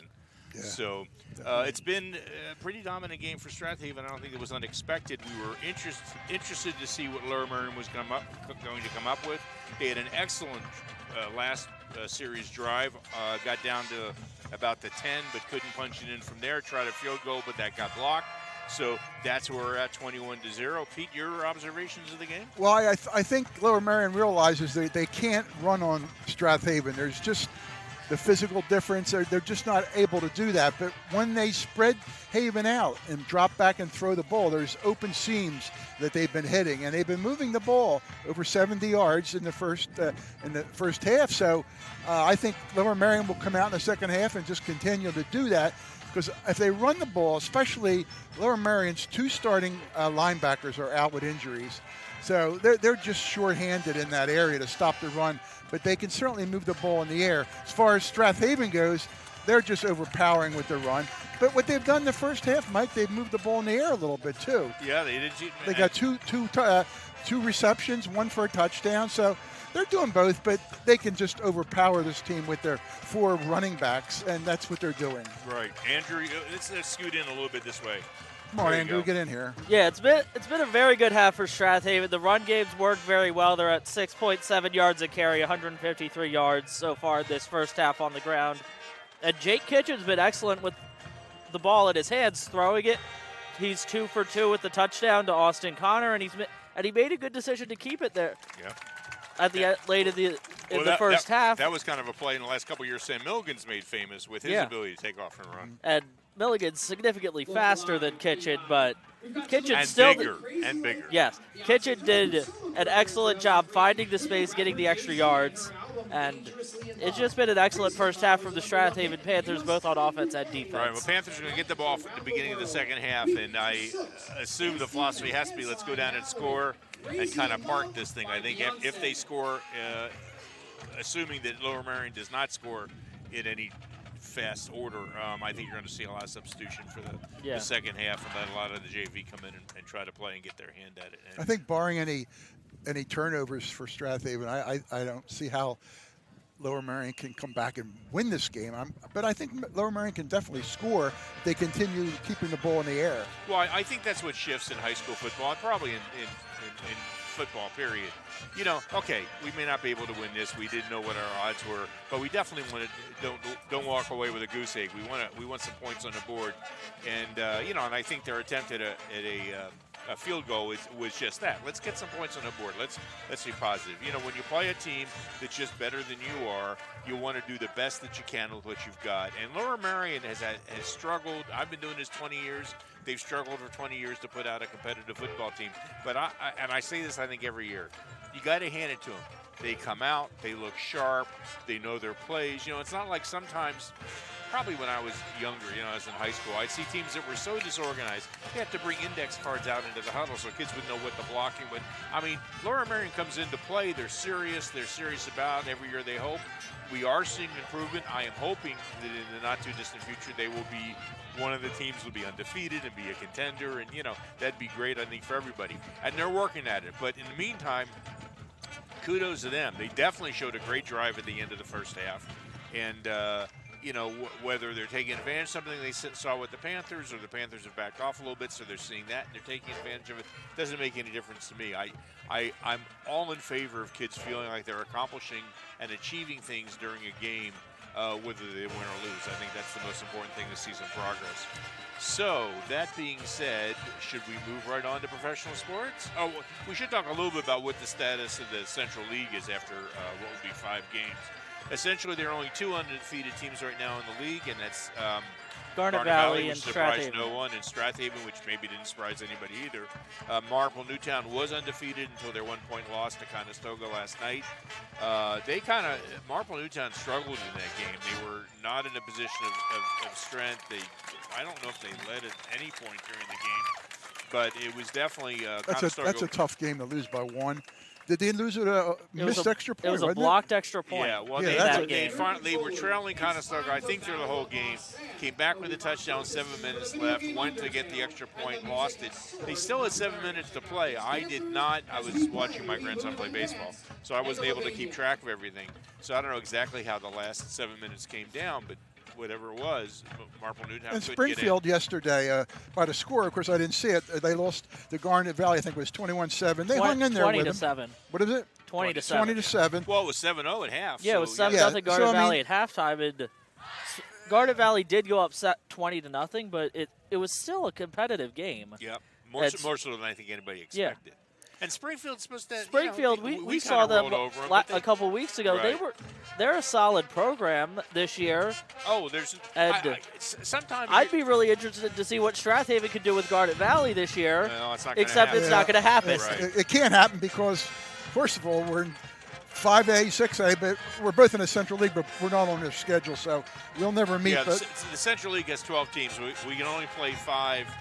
Depending on the way you want to look at it, I'm sorry. You play everyone in your classification. Right, you got to play everybody in your classification every year, and then 2 teams bail on that are in the higher classification that you won't have to play. And this year it happens to be Garnet Valley, Kenby, Ridley, any 4A team. It's also Haverford this year. Yeah, it's Garnet Valley and Haverford that aren't on our schedule this year. So, and that's when they designed it this way, that of course was the question was you could have 2 undefeated teams in the Central League, but Central League is only bragging rights. It means nothing to anyone other than the teams that are in it. And it doesn't really even mean anything towards playoff standing. Absolutely doesn't mean But Mike, in 2 weeks, I think we're circling that date, October 7th. We'll be over in Ridley Township doing the Ridley Strath Haven game, which could be a really big game. I'm looking forward to that in 2 weeks. Yeah, that's always a good time. That's going to be an excellent game. And we'll be up on the top deck, and we'll be off Mike's camera. We may have a second camera by then. We'll see.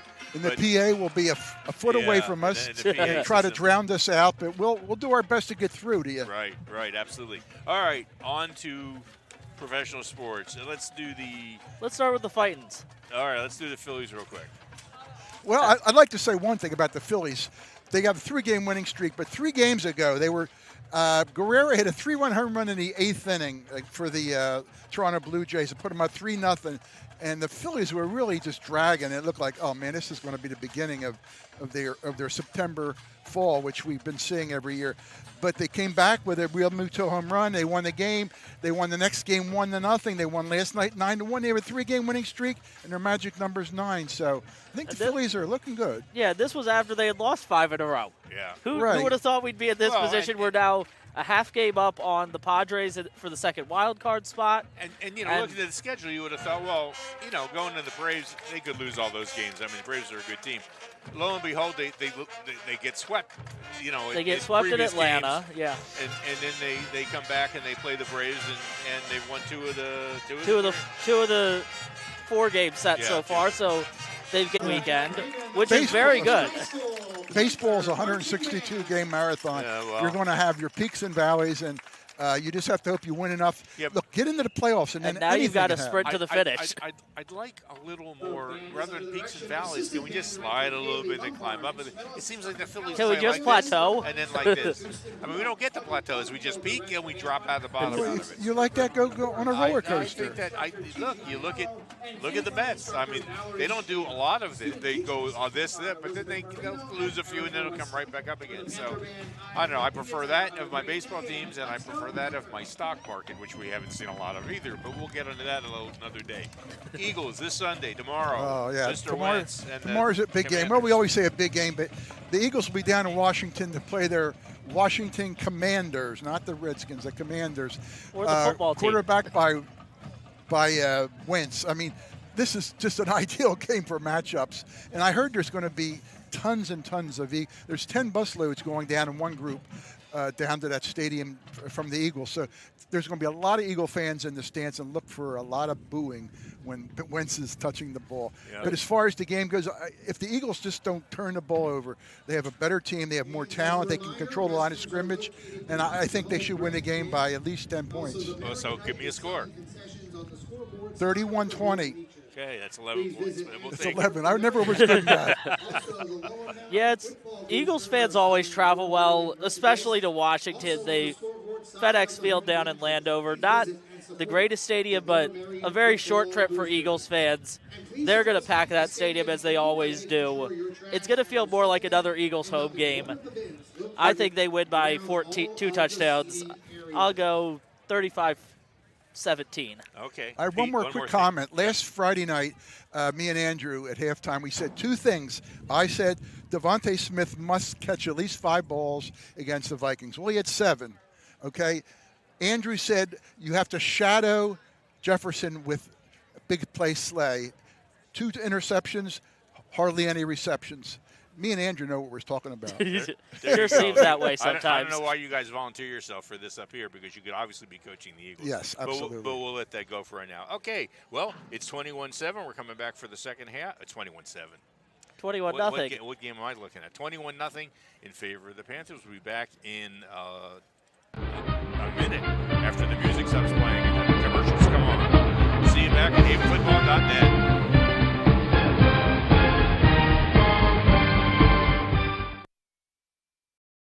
Do you have slow-running drains? Are you thinking about selling your home or property? If so, go to scarpagnatoplumbing.com and schedule a technician. They are the area's only small plumbing company to offer in-house trenchless sewer and water main repairs. They also offer sewer lateral certifications for the surrounding communities. From faucets to water heaters, they can handle all your plumbing needs.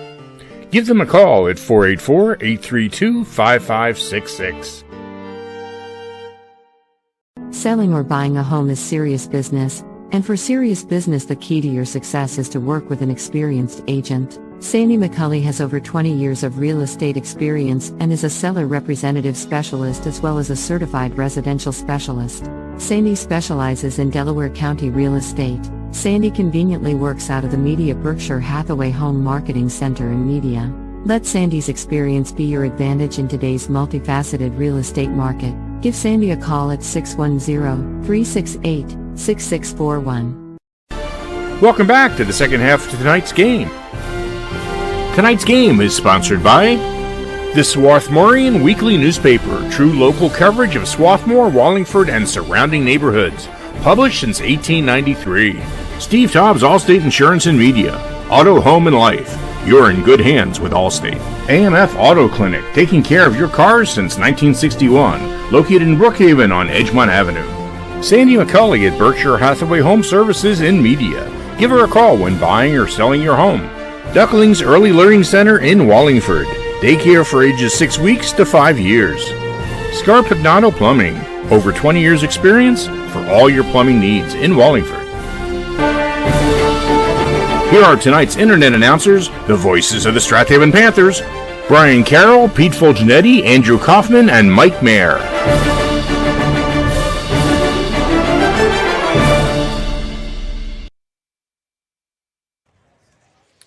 Welcome back to General Arnold Field here in Ardmore on just a gorgeous day for football. We're just a couple minutes from the second half kickoff. Strath Haven on the field stretching. Haven't seen the Aces out of the halftime locker room just yet, but looks they like are leaving their locker room right now. Right. That's right below us. Thanks again to Andrew and Pete and Mike for chatting at halftime. Just a couple of scores. Look, so many games last night. Just wanted to point out a few of the Delaware County scores and maybe a couple others that affect teams to watch for this 5A district playoff race. In Delaware County last night, well, actually out of, but traveling a little bit, Academy Park fell to Great Valley. Great Valley's undefeated now, going to 5-0 with a 28-25 victory in overtime over the night. So Academy Park falls to 2-3. They will certainly be in the mix for the District 1 5A playoffs at 5A, but not the start that they were hoping to get. And Great Valley looks like, even with a tough schedule upcoming, they should be in the mix as well. Chester goes to 5-0 with a 41-0 shutout of Westchester East. If they keep it up, again, they have a tough date upcoming as well. They've got one real brutal game. I forget, just looking to see who that was. Is it Henderson? Ruston? There should be one more there. There's a missing game now. I thought it was going to be one of the Downingtowns or Coatesville, perhaps, but it's not showing up on their schedule. I'll have to check that one. But honestly, Chester's in a position to go maybe 9-1 or 10-0, and really in great shape here. Probably on their way to a top 3 or 4 seed in the 5A playoffs. Kennett, another 5A player who knocked off Ruston a week ago, fell hard to Downingtown East. Downingtown East with a huge second half, runs away with it 41-7. I've got that game. It's Downingtown West. Oh, it is. Okay, good. On Friday, October 14th. There you go. They're playing at Downingtown West. That should be a very interesting game for Chester and the freshman quarterback sensation. Yep. And that's our crack research team that gave us that information. Downingtown West also in the hunt right now. They're undefeated, so they should be in the mix for maybe a top 4 spot if all goes well for them. So both teams with a lot to play for a couple weeks from now. You guys mentioned this earlier in the broadcast and even at the start. Marple Newtown took their first loss of the season to Conestoga last night, and have a tough date with Springfield next Friday. So Springfield and Marple, that will have huge playoff seeding implications, but both of those teams should be in good shape. Again, Springfield falling 20-7 last night in a really good battle against Garnet Valley. Pencrest fell hard to Ridley last night. It was 14-13 at halftime, and then when you look up at the end, Ridley put 67 on the board. So, 67 points later, the Green Raiders got the offense going. The Panthers will see them in 2 weeks, so we'll certainly start looking at some film there, as that could be a really good test for Strath Haven. And Ridley, again, with those 2 losses so far to Garnet Valley and then that team from Florida in week 1. But, they're trying to right the ship and stay in the mix for the 6A playoffs. Radnor falls to Haverford 35-14 last night. Radnor falls to 1-4. Haverford goes to 2-3 and need to get things moving to squeak into that 16-team field in 6A. Upper Dublin 47, Wissahickon nothing. Not a surprise on the scoreboard, but Upper Dublin right now, they are tracking towards a top 2 or 3 seed, and possibly, looking at their schedule, they have a real shot to go 9-1 or 10-0 as well. So the Panthers need to keep taking care of business on the field in front of them, and it'll start here with the second half kickoff. Chase Nangle awaits at the 10-yard line. Austin Connor to his right and James Fisher to his left. Fisher, if you were tuned in a week ago, ran a kick 94 yards for a score. His first varsity touchdown came in thrilling fashion against Springfield last week. So he stands deep, and we'll see if which direction they decide to kick it, as Owen Folk has his tee on the far hash mark at the 40-yard line. Folk, if you're joining us late, had a 31-yard field goal blocked with just 13 seconds to play before halftime. We're trying to get Lower Merion on the board, but he has it teed and ready to go here. Second half action ready to begin on havenfootball.net. Folk steps into it, and a low line drive kick is going to take a one hop to Anthony Crawford. Picks up the 28-yard line. Crawford bullying his way across the 40 out to the 44-yard line, and the Panthers with good field position to start this second half. Jake Kitchen, 2 out of 2 throwing it in that first half for 26 yards and a touchdown, a 5-yard score to Austin Connor. The other completed pass went to Sam Milligan for 21 yards. Bob Fuskas leading the way at the moment. On the ground, 5 carries for 53 yards. Anthony Crawford, 7 for 34. Austin Connor for 3 for 35 and a score. Sam Milligan, 5 carries for 28 yards. Kitchen, 2 for 4. So, Panthers with 179 yards total offense in the first half. Get things started at the 48 with Anthony Crawford. Off the right side, cuts back to his left. He'll bull his way to first down yardage across the 40 to the 39. Gain of 12 for big 34. 8 carries for 46 yards for the senior fullback, as he's absolutely in the hunt in Delaware County as for the rushing lead. Came into today with 599 yards and 9 touchdowns. Has added to that to the tune of 46 yards on his own so far. Here's Austin Connor on 1st and 10 from the 39. Maybe a couple. Good job by the defensive line that time to stand him up. And Charlie Coyle joins him. And maybe 2. Let's see. Of 2. All right, Turn second down down and to 8 For upcoming. the Panthers. Clock ticks here. Inside of 11 minutes. Opening drive of this second half. Strath Haven leading 21-0 and looking for more. Ben Faribault, tight end to the right. Marco Kauffman to the left. And a quick hitter up to the fullback. This is Crawford. Good cut to the outside, and he has himself another first down. Ball Give carried him by number maybe 34, 11 more. Anthony Crawford for a Good Strath fake Haven by first Kitchen down. to looking to give it to Connor, or had me looking to give it to Connor. Yep. But quick trap play, and Crawford First and 10 has for them the in business at the Panthers from 26-yard Lower line. Merion Lower Merion really needs to 26-yard find a way line. to stop this turnover on downs, do something. If Haven scores again and this game goes to 28-0, it's going to be very hard. Lower Merion defense got to stop right about this point on the field. Midway through the second quarter, they'll try to get it again here. First and 10, play fake, and they go sweep to this near side. This is Sam Milligan pulling away from people, hops over one man, and he's near first down yardage. See where they spot it, down near the 17-yard line. Sam Milligan. They tried to go low, and he hopped over that second man. Which always makes me very nervous. Gain of 9. Give him 9, Second down to and the 17. 1 for the Panthers. Second and 1 from the 17. Panthers trying to take advantage of good field position. This drive started at their own 44. Crawford, your fullback. Fuskas to his right. They give it to Fuskas, a little bit of running room, and now into the secondary, pushing behind Connor, and into the end zone. He had a convoy, just keeps the legs churning. And 17 yards later, Bob Fuskas has his 4th touchdown of the season. Just beautifully blocked. Beautifully blocked. Connor following the left tackle, Bill Brown.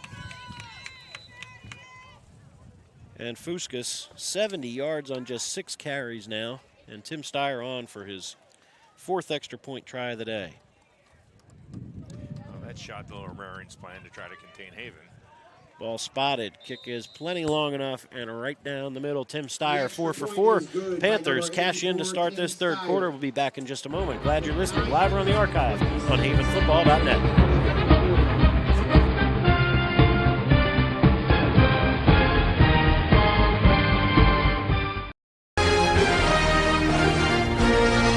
This video and audio broadcast is copyrighted by havenfootball.net Incorporated for the private use of our audience. Any other use of these broadcasts or any pictures, descriptions, or accounts of the game without a havenfootball.net Incorporated's expressed written permission is prohibited.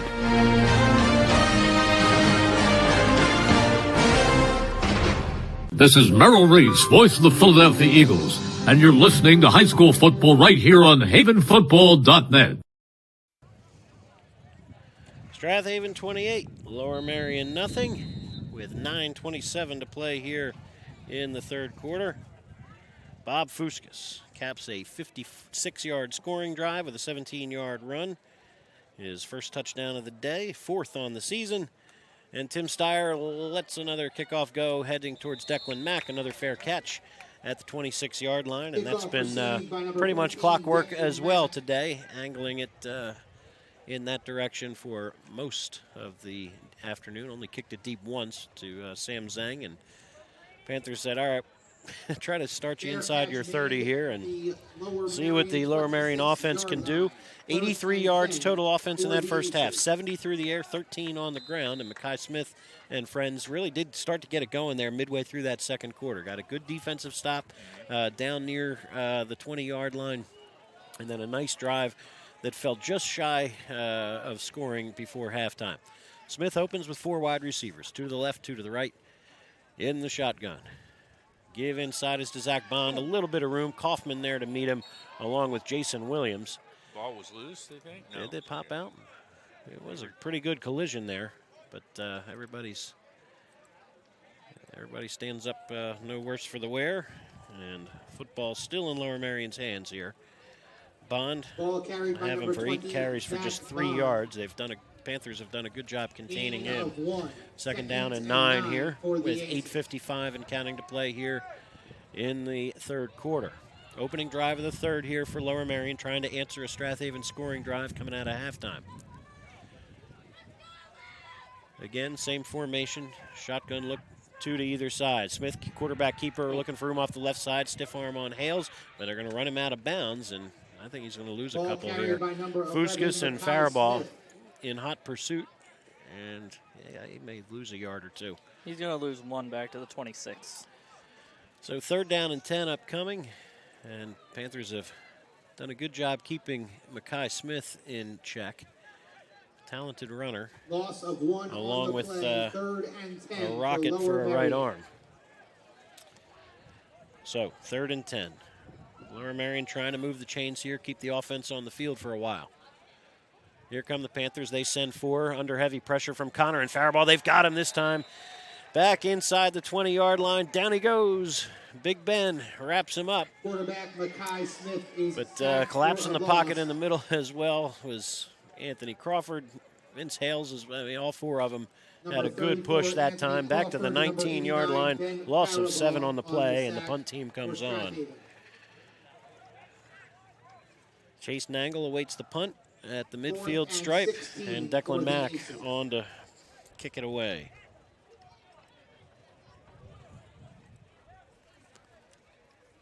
Panthers have not gone after the punter just yet. They will not do it here either. Left footer, a high wobbler, tremendous kick, drives Nangle back, catches over the shoulder at the 35-yard line. 4 burgundy jerseys in his face. Does a good job just hanging on to that one. Terrific decision by Nangle. If he doesn't catch that, that thing's rolling forever as Mack just booms one. On the other hand, there were 5 guys in shirts in front of him, so. Give him 43 on the punt and just 1 on the return, but good work by Nangle to save some field position here. And the Panthers now with 7:42 to go in the 3rd quarter. 7 more points would get that clock moving for good here in the 2nd half. That may have saved them like 30 yards of field position. Yep. Wing to the right is Sam Milligan. He goes in motion to this near side. And the give is to Crawford, who is dumped almost immediately. Nice work by Charlie Coyle flying in low. Ball carried by number 34, Anthony Crawford. Gain of maybe just a couple here for Crawford. 2 seconds. 10 carries for 59 yards for Crawford. From their own 2nd down upcoming. Kitchen brings in the play as Sam Milligan checks out. Austin Connor, wing to the left. Fuskus, wing to the right. 10 men in the box here for Lower Merion, and they go to Fuskus, looking for running room, and into the secondary he goes, stepping through 1, 2 tacklers, and into Lower Merion territory to the 48-yard line. 14 more for Bob Fuskus. He has been fantastic. I mean, talk about a 1-2 punch this year with Crawford and Fuskus, and then you throw in Connor and Milligan from time to time. Yeah, and oh, all goodness. of them big boys. I mean, not your normal running back sizes. Yep. They'll run. It's not often that you get just a one-on-one tackle with any of them. 1st and 10 from the 48. Here is Crawford with running room, runs into his own man, bounces to his left, still carrying people down to the 35-yard line. My goodness. Ball carried Goes by Anthony 34, Crawford, Anthony 13 more for him, and again, they are Strath just Haven, 1st down. bullying their way down the field. And Lower Merion, some hands on hips here, trying to catch their breath, and this has been they're not alone in that. The first 4 weeks have been much of the same for opposing defenses. Yeah, well, Haven's, played some reasonably tight games in the first half, and in the second half just ran over. I mean, just went out there and just almost scored at will. Trying to get something going here from the 35. Panthers on the move again. Back to pass is Kitchen, firing to the outside, has Faribault out there, and a beautiful job knocking that pass away by number 15, Brennan Else, the free safety. Faribault was out there, Kitchen is incomplete. but it falls to the turf. First incompletion of the day there for Jake Kitchen. The ball was a little short thrown, but there is a bit of a breeze here, and it is in his face. Well, is it? No, it just keeps switching and swirling around. Yeah, it is in his face. So it just fell a little bit short, and of course, we're lucky it wasn't intercepted, but good attempt. Receiver was there, that's for sure. 2nd down and 10. Probably 4-down territory for the Panthers as long as they keep moving forward. They shift Fuskus to the backfield. Wing left is Austin Connor. They go to that left side, and Fuskus, they were waiting for him that time. Nice work by the Ball carried Aces by number defense. 30, Bob Fuskas. Just a yard or two for Big Bob. If they manage to make a stop here, it'll be in a very similar Gain area of they made 2, the last stop. 3rd and 8 for Strath Haven. Panthers with, I would think, a couple cracks at it here. Coach Clancy thinking he's got 3rd and 4th down to work with to pick up these 8 yards with 5:22 and counting to play here in the 3rd. Strath Haven 28, Lower Merion nothing. Panthers on the move.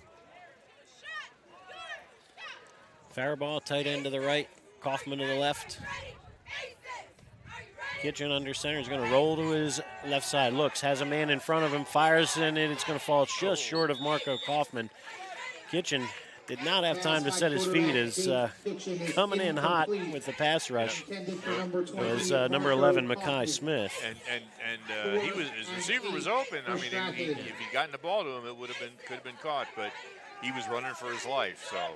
So 4th and 8 here for the Panthers. See what they can come up with. I think a quick hitter up the middle again. Although Kind of a no man's land territory here. Yeah. Too short of a field to punt with, too long of a distance to really have a good shot at converting on 4th and 8.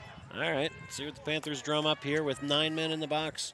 Kitchen, they go counter crisscross on the near side. This is Fuskas going to be tripped up by Charlie Coyle just as he was getting ahead of steam. Coyle's going to drop him a couple yards shy at the 29. Give Fuskas maybe 4 or 5, and that's about it. That's where it'll stop and turn it over on downs. Panther offense unable to cash in, and nice job by the Aces defense to stop them for a second time today. Yeah, absolutely. 1st and 10. Now let's see if they get. The last time they stopped them, they were able to turn around and march down the field, almost got a score. Let's see if they can do it this time. Strath Haven, one other consideration here is if they score, they're probably putting in their JV kids the rest of the way. There will not be a JV game on Monday due to the holiday. So unfortunate for both teams this week, just the timing, as JV usually happens on Monday, or several teams played today, but of course with a varsity game today, there will be no JV game between Lower Merion and Strath Haven this week. All right, 1st and 10. From the 29, back to pass to Smith. Looking, has all sorts of time this time. Going to step up through the middle, has some running room. Oh, the turf monster got him at the 35. Gain of 6, and he was looking for a lot more. Tough break there for Smith. 2nd down and 4 upcoming, as he had some extra yardage to gain there if doesn't lose his footing on his own. 6 seconds and 4 for Clock ticks, 4:25 and counting to play here in the 3rd quarter. Lower Merion trying to gain some momentum after a good stop on defense. They go trips to the right of the formation at the bottom of your screen. Give inside is to Bond. He'll get 1st down yardage, I believe. Nice work there. If they give him the 40-yard line, that's plenty, and it is. Zach Bond for a Lower Merion 1st down. 9 carries for 7 yards for Bond. Certainly not eye-popping stats, but he's moved the chains a couple of times on short runs and keeps the offense moving here. The Aces will snap it from their 40 on the far hash mark. 40-yard line. Again, 3 wide to the right, single to the left is Sam Zhang. Mackay Smith takes your shotgun snap, has time, going to step away from trouble now, rolling back to his left, eyes still downfield, throws a dart, and looks like a 1st down over there, complete to Sam Zhang at the Strath Haven 47-yard line. Give him 13 and another 1st down. That was an absolute bullet. You know, here's the other thing for Lower Merion. This is the first time in quite a while they've had a 9th grade team, so the numbers are climbing there. Right. From the Strath Haven 47-yard and, you know, they won't have a JV game this week, but a number of these players we're calling out today, a number of juniors. This is a pretty strong junior class, so they are certainly improving and certainly on track to make some noise next year, too. 1st and 10 from the Panther 47. Quarterback draw. Up the middle goes Mackay Smith. Sheds a couple tackles and then takes Austin Connor for a ride down to the 40. Gain of 7 more. And some confidence here from the Aces. And Panther defense on their heels again. Need to step up with need an energetic play here after, again, twice the Panthers have been stalled on offense and defense hasn't responded very quickly. Here, 2nd down and 3. Smith back. Looking, pump fakes, now he wants it all. Deep down the far sideline, has a man incomplete. Looking for Zhang, who had maybe a half step on Chase Nangle that time, but falls incomplete, and then we're going to check the flag. Let's see.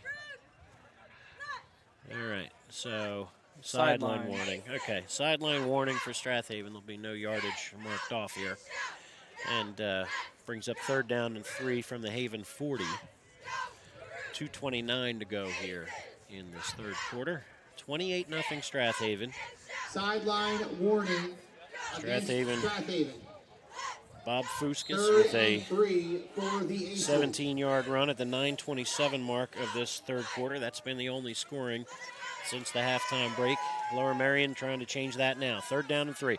Smith deep down the middle again. He goes high for Taylor, incomplete. Oh, took a sandwich, a big hit from Milligan. Smith is incomplete. Milligan coming over from the free safety spot along with Austin coverage from AJ Glavicek. And good job by Taylor to get up from that one. Ball delivered just a little high that time by Smith. Small window to put it in, and incomplete it falls. That's a heck of an effort. 4th and 3. Smith and the Aces will take another shot at it. Try to keep this drive going at Strath Haven 40. Zion Gray checks in as a slot receiver. With 2:23 to play here in the 3rd. Lower Merion fans trying to keep the Aces fired up here. Zhang, slot to the right. Barrow Adams split to the right. And Zion Gray at the top of your screen. Quarterback draw off the left side. Good fake there by Smith. He's going to be very close to the 1st down. I think he has it. Kauffman and friends came up quickly to make the stop, but a nice fake to get outside of Ben Faribault, and then it's awfully close. Yep, they'll move the chains. They got it. Needed 3 and got 3. Yeah. So good work by Smith on his 9th carry of the day to move the chains, and Lower Merion still on the move here at the Strath Haven 37. That opening did shut down quickly because I thought he was easily going to make it. Then the contact came right at what looked like the first down marker. Strath Haven 37-yard line. All right, Mackay Smith has the offense clicking here. 1st and 10 from the Haven 37-yard line. This drive started back at their 28. Looks, fires the slant, has a man incomplete. Oh, nobody had their head around. Pass by Mackay Smith. Not sure if that was Zion Gray who cut inside or Declan Mack who cut outside. The ball falls right between them. It turns into 2nd down and 10. And luckily for Lower Merion, neither of the Haven defenders were close enough to make a play on it. 2:11 to play here in the 3rd. Smith will jog in the play. Yeah, thought to be a zig, but I think they zagged. Mackay Smith, 2 touchdown passes a week ago, 1 to Zach Bond, and then I mentioned earlier the 61-yarder to George Taylor. Taylor's at the bottom of your screen, split to the right, slot to either side as well.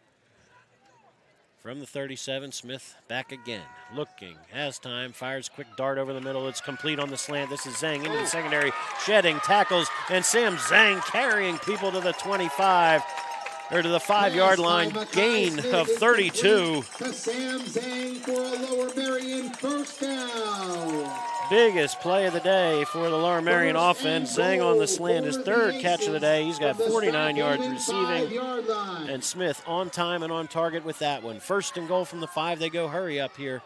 4 wide. Smith, and they're going to get some flinching on the left side of the line. False start will back them up to the 10. False start against Lower Merion. 1st and goal at the 10, and we'll try again with 1:44 to play here in the 3rd quarter. Jay Curtis checks out. Kauffman back in. For the Aces from Panthers the Strath Haven back to their base line. defense here. When they go goal line, it'll be Jay Curtis today, the sophomore, with Cole Miller out of the lineup for the Panthers. All right, Panthers looking like man press coverage here, 4 wide receivers. Motion to this near side, rolling to this near side. They throw back across the middle, across his body. Something you say, don't do that most of the time, but beautiful job there by Smith. And that's Josh Barrow Adams, 2nd catch of the day. And a 10-yard touchdown pass has the Aces on the board. 28-6, extra point upcoming. Oh, that was a beautiful pattern. I mean, nobody was close to him, and he was just wide open and great pass. All the things you say, like, hey, you really shouldn't throw on the run back across your body, but that looked like, hey, if you got a quarterback like that who can throw as well as Smith does, that looked like it was designed and executed beautifully. Smith to Barrow Adams from 10 yards out. Lower Merion on the board. We'll take a short time out, see if the Panthers can answer when we come back late here in their third on havenfootball.net.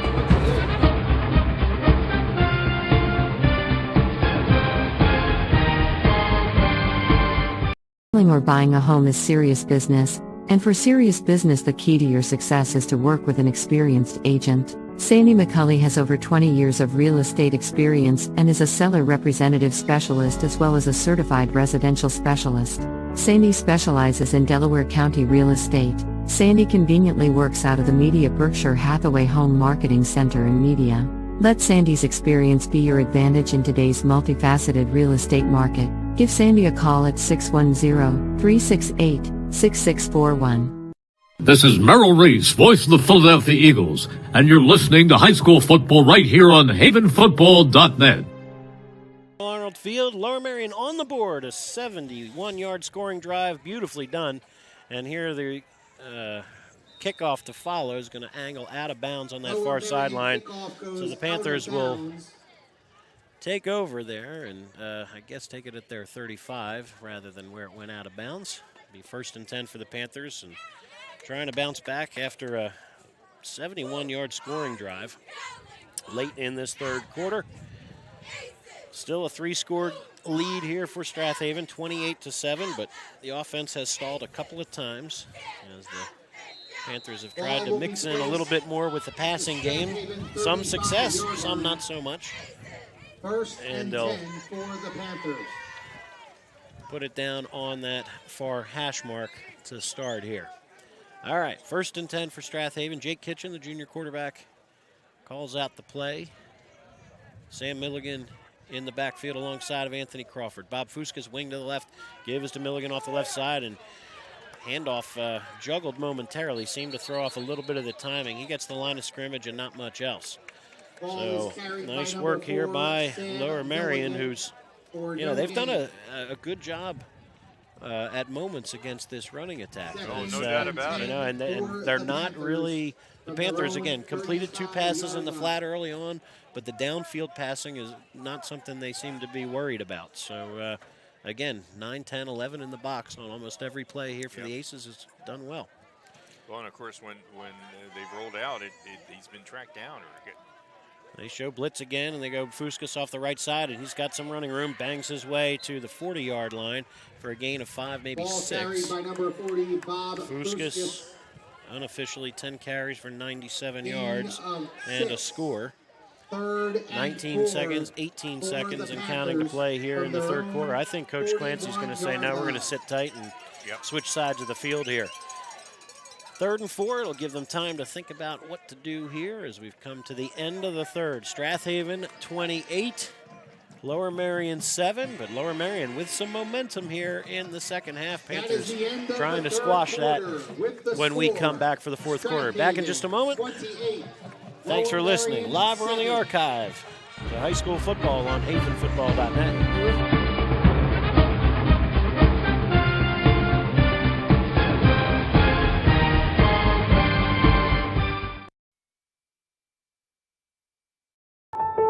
The Swarthmorean Weekly Newspaper has partnered up with havenfootball.net. The Swarthmorean was established in 1893 and is a true community newspaper and covers the Wallingford-Swarthmore School District as well as events in Swarthmore, Wallingford, and surrounding communities. Get your copy every Friday at 320 Market or Swarthmore Co-op or call 610-543-0900 for a mailed subscription. For all the local news, read the Swarthmorean every week. Hey fans, this is Todd Lights, public address announcer for the Los Angeles Dodgers, and you are listening to high school football right here at havenfootball.net. Welcome back to Ardmore, Pennsylvania. Week 5 of high school football action. Strath Haven leading 28-7 as we start the fourth quarter. Brian Carroll bringing you play-by-play. Mike Mayer, Andrew Kauffman, and Pete Fulginiti doing everything else here to get the broadcast to you. 3rd and 4 for Strath Haven at the 41. Lower Merion trying to get the defense off the field here. 10 in the box, hard count, and we'll see. They think Strath Haven flinched, and they are correct. 3rd and 4 has turned to 3rd and 9, and that's got to have, Coach Clancy still has his hat on. I am actually mildly surprised.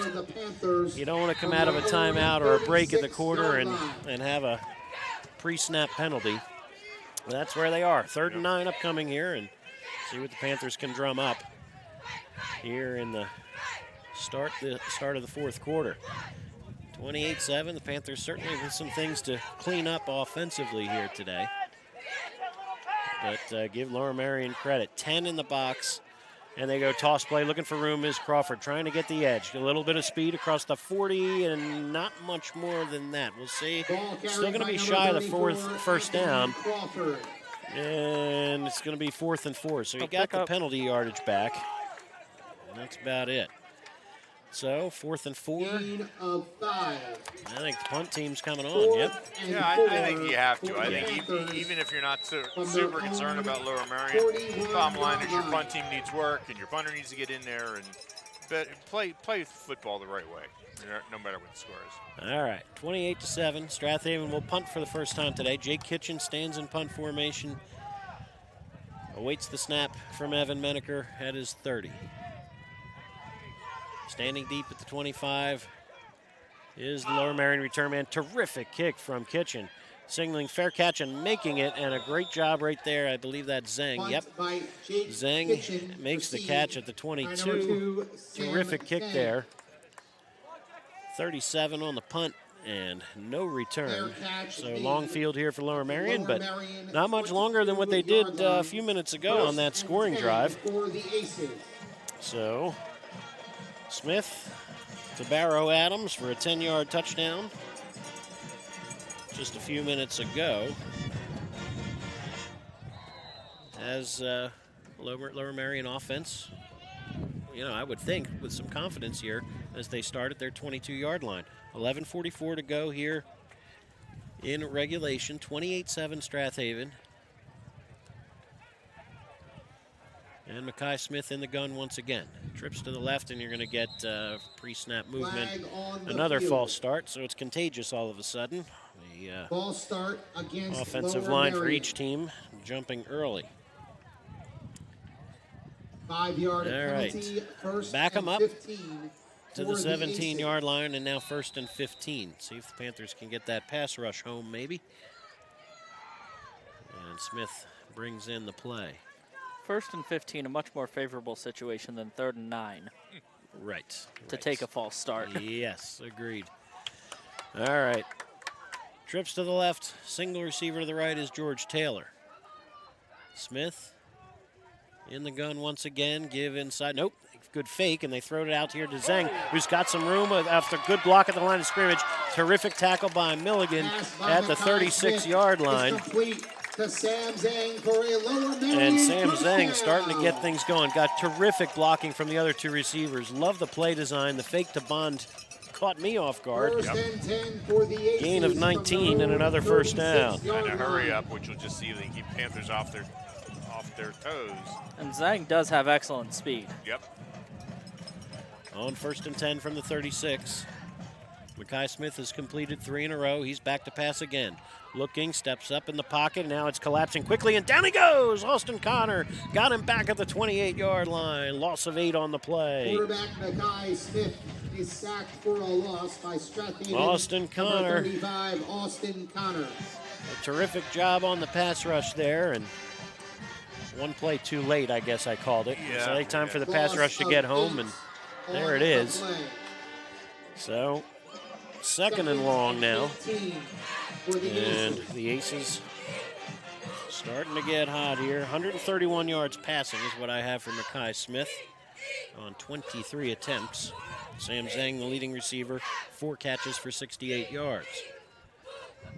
2nd and 18. 3 right receivers to the right, 1 to the left. Single to the left here is Declan Mack.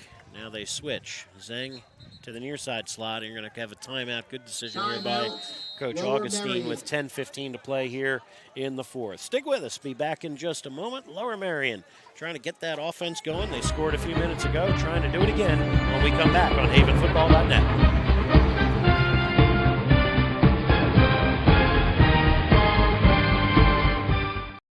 Welcome to Allstate, where everyone saves when they bundle their home and auto insurance. Isn't that right, Frank? I saved 25%. Booyah. You protected your casa? Sure did. And the Frank tank? You know it. And now you're relaxing. I'm working from home. Sure you are. Save up to 25% when you bundle home and auto with Allstate. Your local Allstate agent is Steve Taub in media. Give him a call at 610-566-3500. This is Keith Jackson. You're listening to High School Football right here on havenfootball.net. Welcome back to Central League action in Week 5. Strath Haven 28, Lower Merion 7. As Lower Merion facing 2nd and 18 comes out of their timeout, the first of the second half, with 3 wide receivers to the right and Declan Mack to the left. Aces trying to get something going. Austin Connor with a sack on the last play. He's coming again. Stepping up is Smith, and he's firing. It's going to fall short and intercepted for a second time by Sam Milligan. Across the 40, looking for a block from Kauffman. Cuts inside and down to the 24-yard line. Sam Milligan with his second pick of the day has turned the tide for the Panthers with 10 minutes to go here in regulation. Well, pass just a little bit underthrown. Good pressure from Austin Connor and friends. Smith did not get everything he wanted on that pass with a man in his face, and unfortunate there for the Aces, who are starting to build some momentum. Strath Haven takes over. Wing T look once again from the 23, and the give is to Fuskas. Off the left side, he'll push for a few. Not much doing over there. They'll give him the 20-yard line and not much else. Unofficially have him for 11 carries for 100 yards and a score. Seems like a long time ago that the Panthers scored. Fuskas scored at the 9:27 mark of the third quarter. And here we're at about the same spot now in the 4th. Well, the Lower Merion's definitely, I think they're going to win time of possession, certainly in the second half. Absolutely. All right, 9:27 to go here in the 4th. 2nd down and 7. Give us Anthony Crawford running room. Into the secondary he goes. Steps through 1, 2, 3 tackles. And down near the 10-yard line, inside the 10 to the 9. 11 more for Crawford. Just a sledgehammer of a fullback, which we say, I think, almost every year at Strath Haven, don't we? I remember going back to Celebrate. Remember him? Yeah, Pete Celebrate, mid-90s. Absolutely. He wasn't very big, and he just would run like a keg of dynamite at you. And you get the Mulherns and Dan Connors and a lot since then even. All right, here we go. On 1st and goal from the 9, Fuskas is going to walk on in for the second time today. Beautiful blocking off that left side. Jackson Jeremiah leading the way. And the Panthers answer quickly. Fuskas in from the 9. And the Panthers up again by 4 scores.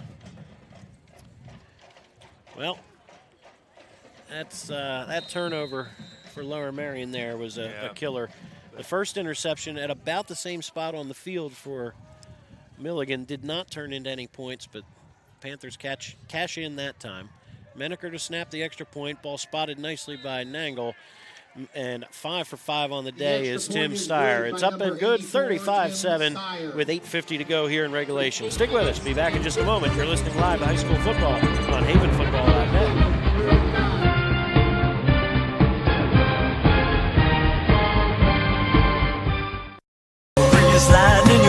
Your car is probably your second biggest investment, and AMF Auto Clinic in Brookhaven wants to keep that investment in tip-top shape.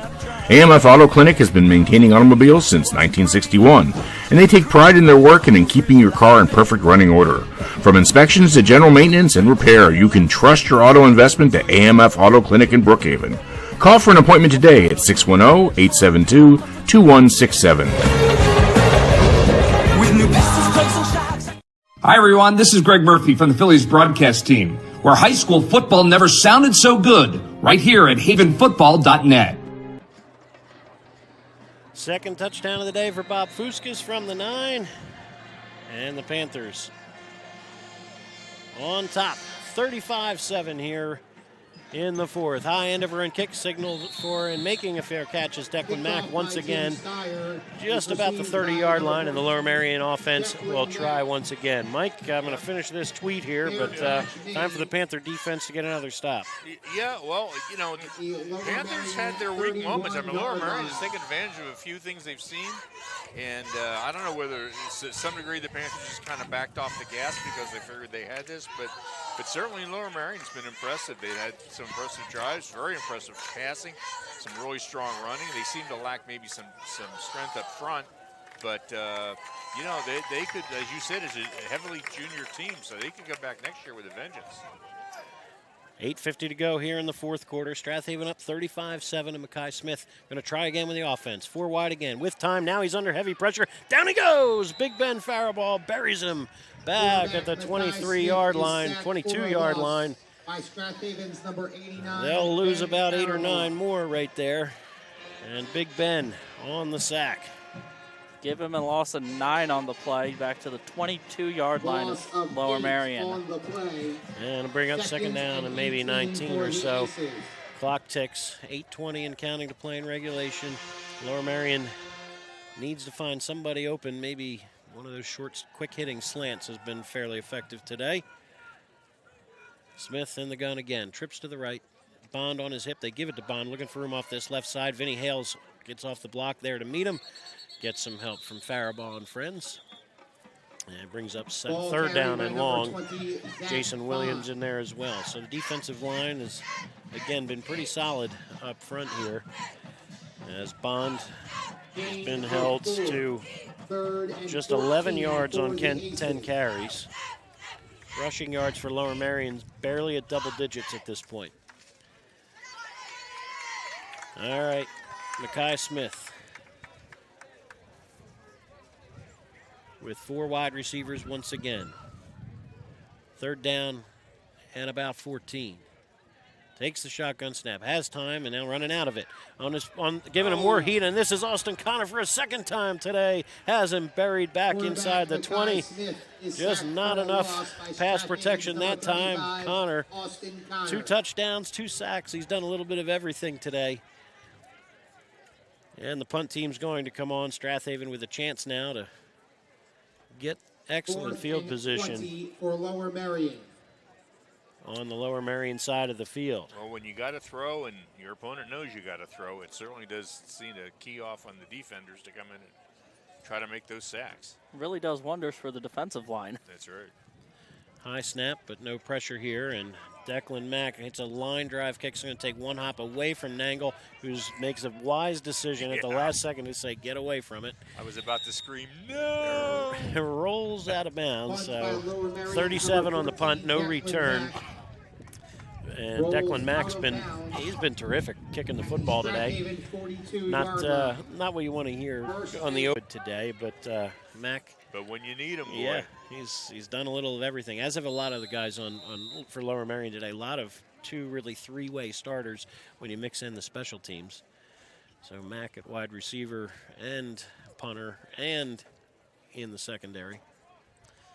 All right, Panthers from their own 42. Leading 28-7, 6:30 to go here in the 4th. Give is to James Fisher for the first time today, and he'll get maybe a yard. Maybe a yard for Fisher, and good push there and from the Lower Merion defense to stretch that out. Ball carried by number 30, James Fisher. Fisher, the sophomore, with just a handful of carries this season. They've needed him in a big way in that secondary. He's grabbed that strong safety spot and done wonders with it. 43-yard line. He's been excellent on defense since Sutherland went down. Yep. All right, Austin Connor checks back in. Fisher checks out. Inside of 6 minutes to play here in the 4th. 2nd down and 9. Panthers from their own 43. Fuskas, wing to the right. He goes in motion to the left. They go toss play to that side. This is Anthony Crawford looking for a block and some room. Step through 1 tackle, 2 tackles. 1st down yardage and 9 more yards there for Anthony Crawford. Ball carried by number what a job there by Crawford. He's up to 97 yards on 14 carries and a score. Man, it's rare that the first guy gets him, isn't it? Oh boy, It's rare that the first guy gets any of these backs. Yeah. It's true. It is not, it's pretty rare that the second guy gets him either. We called him a sledgehammer a few minutes ago, but boy, that was some good footwork in the open field there as well. Fuskas shifts to fullback here on 1st and 10, and they give it to him on the trap play. Lots of room momentarily. Good work by Zhang to wrap him up with an ankle tackle at the 40-yard line. Gain of 8 for Fuskas. He was up to 117 yards by my count with 13 carries. And 2 touchdowns. Second down and 2 upcoming for the 2 Panthers. For the Panthers at the Lower Merion 40-yard line. All right. Kitchen brings in the play. 4:40 and counting to play here in the 4th. James Fisher at halfback. Wing to the right is Austin Connor. Second down and 2. This is Kitchen just going to push the pile. Quarterback keeper. Sneak takes it to the 35, 5-yard gain, and that will move the chains once again. I don't think Lower Merion was absolutely thinking about a quarterback sneak. No. That's a pretty nice gain on a quarterback sneak. Yeah. You expect those to gain 1, 2, maybe 3 yards. This one gains 5. Jordan Drain checks in at tight end, the junior, replacing Ben Faribault, who I think his day might be done with 4 minutes to go. Panthers trying to come out of this one intact with Pencrest coming up 6 days from now. On 1st and 10 from the 35, on the sweep to the left side. This is Austin Connor, stiff arm at the line of scrimmage, and not much else. They corralled him in. Yeah, That they did. was nice. Nice work right there. Zhang there to clean up, but that's again Makai Smith, who's been very good at middle linebacker today. Pressed into action with Phil Cook and Ben Booker out of the lineup. He's normally your strong safety, but he's had really a good number of solid plays, reading where the play's going. So Connor, 5 carries for 37 yards. He has a receiving touchdown and a rushing touchdown to his credit today.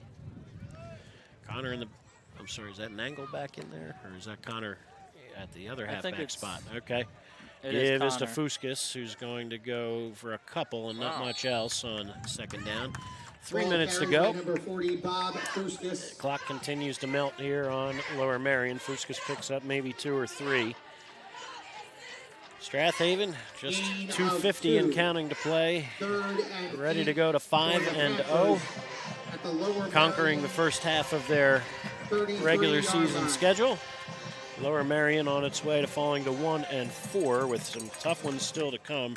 Ridley next Friday.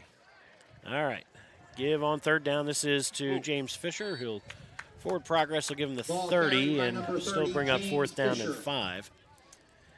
So we'll see where they can come up with here on 4th down and 5. Wouldn't shock me to see if they can go with a hard count. And they haven't done that all day long. I don't know if they would do that here. I don't know. Just to try to in this game, not run another play here, get it to 1st down, and then you can take a knee probably soon after. All right, 4th down and 5. Panthers trying to keep the ball and keep the defense off the field. Here's Kitchen on the quarterback keeper, running for that sideline. He's got it. Quarterback bootleg off the weak side. Great call and great execution as Kitchen picks up 6 and a 1st down. And that's the fastest I've seen him run. I mean, that was really a nice play. They'll put it down at the 24-yard line. 1:48 to go. And the Panthers may or may not need to run another play here, except to start taking a knee. They'll need to take a couple of snaps. Yeah, a couple. One more 1st down would do it. Lower Merion does have all 2 timeouts. That would be kind of silly. But 2 tight ends here. Drain to the left, Kauffman to the right. 1st down give is to Fisher. Looking for running room. Cuts back to his left. Spins across the 20 down to the 18. Ball carried by number 30, James Fisher. Gain of maybe 6 there for James Fisher. And looking to just pick up one more 1st down and take a knee after that. So the Panthers again with Fuskas over 100, Crawford near 100 yards. Connor and Milligan with about 35 each. You know, this is, again, a looking at a 300-yard rushing day here for this offense. Yeah, and defense had a stellar day with the sacks and pass coverage and interceptions. All right, Kitchen now, second down and about 5. Give this to Fuskas off the left side. He's stacked up quickly and still on his feet. He's going to keep his feet. He's going to bounce it for one more time. Bob Fuskas will take it on in for the exclamation point. They had him stacked up, no whistle, and 18 yards later, Bob Fuskas with a 3-touchdown run. That was a very impressive run. Kept his legs moving and individual effort right there. That was several tackles. Fantastic there for Fuskas with just 53 seconds to go. And that, folks, will just about do it. Yeah. On for the extra point here. Tim Steyer. Chase Nangle will hold. Ball spotted. Kick is away. Steyer perfect on the day. 6 out of 6. All right, we're going to take a short time out. Be back for one more Lower Merion possession when we come back on havenfootball.net.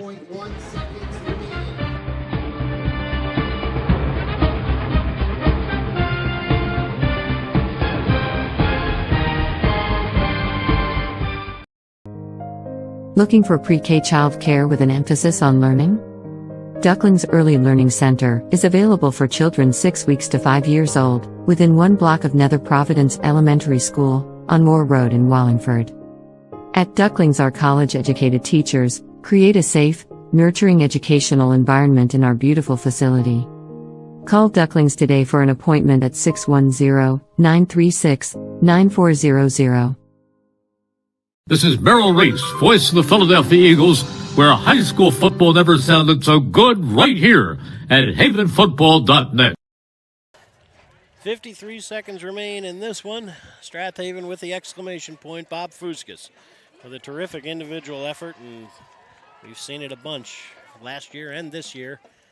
His first 3-touchdown day of this season. He did it a year ago against Pencrest, and 18-yard run with 53 seconds to go as this one all but iced up here for the Panthers, 42-7. And Sam Zeng stands deep to return Tim Steyer's kickoff. My guess is they will angle this to the sideline one more time and see if Declan Mack wants to take a shot at it or just take a fair catch. I'm thinking for both teams' sake, let's get out of here healthy. Yep, absolutely. Steyer awaits the signal and is ready to go. Short kickoff, it's going to come down. Mack's going to take it and be bumped out of bounds here quickly after a short return. And Strath Haven's Chase Nangle on the tackle with just 50 seconds to go. So I mentioned a moment ago that Ridley is next on deck here for Lower Merion, so a tough one upcoming. And then Lower Merion does have Harriton the week after. Harriton, congratulations, got a win last night against the George School. Harriton that dropped out of the Central League this year for football purposes only, playing an independent schedule, but they will play their sister school here in the Lower Merion School District. So Harriton, Lower Merion a week from now should be a good one. Ryan Henry's checked into the game at outside linebacker. Shane Green in at middle linebacker. On first down, Mackay Smith. He wants it all. Deep down the near sideline, has Zeng incomplete. Chase Nangle in coverage once again, and it brings up second down and 10 from the 41.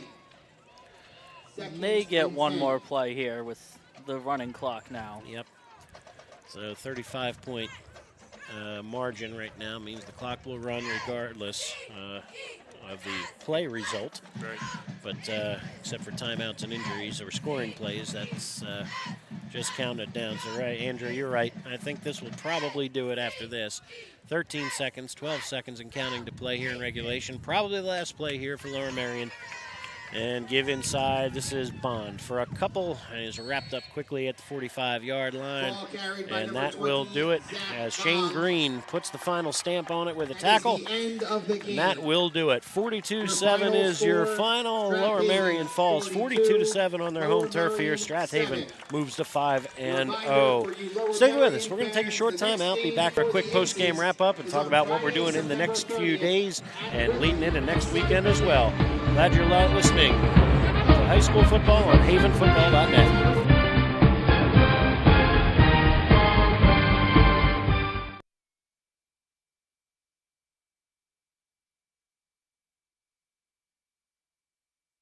Are you looking to start an exciting career in the healthcare field? Then Keystone Quality Transport is looking for you. Keystone Quality Transport, the region's premier non-emergency medical transportation company, offers a full scholarship into a comprehensive emergency medical technician certification program. Would you like to obtain a National Registry Emergency Medical Technician certification and earn $20 per hour to start? Send an email to hr@kqthealth.com. Start your rewarding healthcare career today. This is Keith Jackson reminding you you're listening to high school football right here on havenfootball.net. Welcome back to Arnold Field. Final score, Strath Haven 42, Lower Merion 7. But, Mike, I'll have to say, Lower Merion gave Strath Haven everything they could.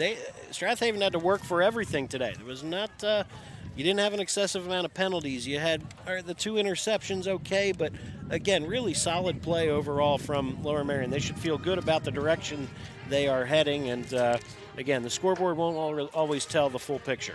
No doubt about it. Lower Merion came out and do what they could, and they had their moments, and they did get their score, and nothing was given to them. They made a couple of critical errors. That cost them. But, you know, they look good, and I got to tell you something. I'm very anxious to see what they look like next year. Down 2 linebackers today, too, which, right. Again, you don't – I cannot think of a high school team you'd rather play or least rather play, I don't know how you'd phrase that, than Strath Haven if you're down 2 linebackers. Right. I mean, if you want somebody to tackle these big, powerful running backs, you don't want 2 big-time players like Booker and Cook out of the lineup. And, again, excellent job. Good at Coach Augustine and the Aces, and good things moving forward for them, I hope. Absolutely. All right, so good things moving forward on havenfootball.net as well, I would think. In the next couple of days, we'll have score updates and a whole lot more. The stats will get up and running hopefully later on this weekend. Play of the game, we'll have to figure that one out as well. But, again, it's been a fun day, a beautiful day. So if you've been inside watching on YouTube, go outside. It's beautiful right now. So thank you for watching, for listening. Pete, Andrew, Mike, awesome job as always. Just phenomenal work to get this going. Our first away broadcast after all these years of broadcasting. Here we are with the first away game with video. So it's been certainly workable, doable, right? Yeah, we did it. Okay. Well, we'll go back and see how much of it got broadcast. Let's hope all did. All right. Well, we're going to try it again next Friday night on the road at Pencrest. The Media Bowl should be a fun one. We'll have the undefeated Panthers taking on Pencrest with 1 win, but hey, throw the records out the window for the local rivalry game as always. So Lions and Panthers next week. Oh my! Hope you can join us. 6:45 for the pregame, 7 o'clock kickoff for Friday night football 6 days from now. So stick with us next week and in the days ahead. Final score: Strath Haven 42, Lower Merion 7. Brian Carroll signing out. Good night, everybody, and good football. This internet broadcast has been a production of havenfootball.net Incorporated. All rights are reserved. Thanks for watching and good night.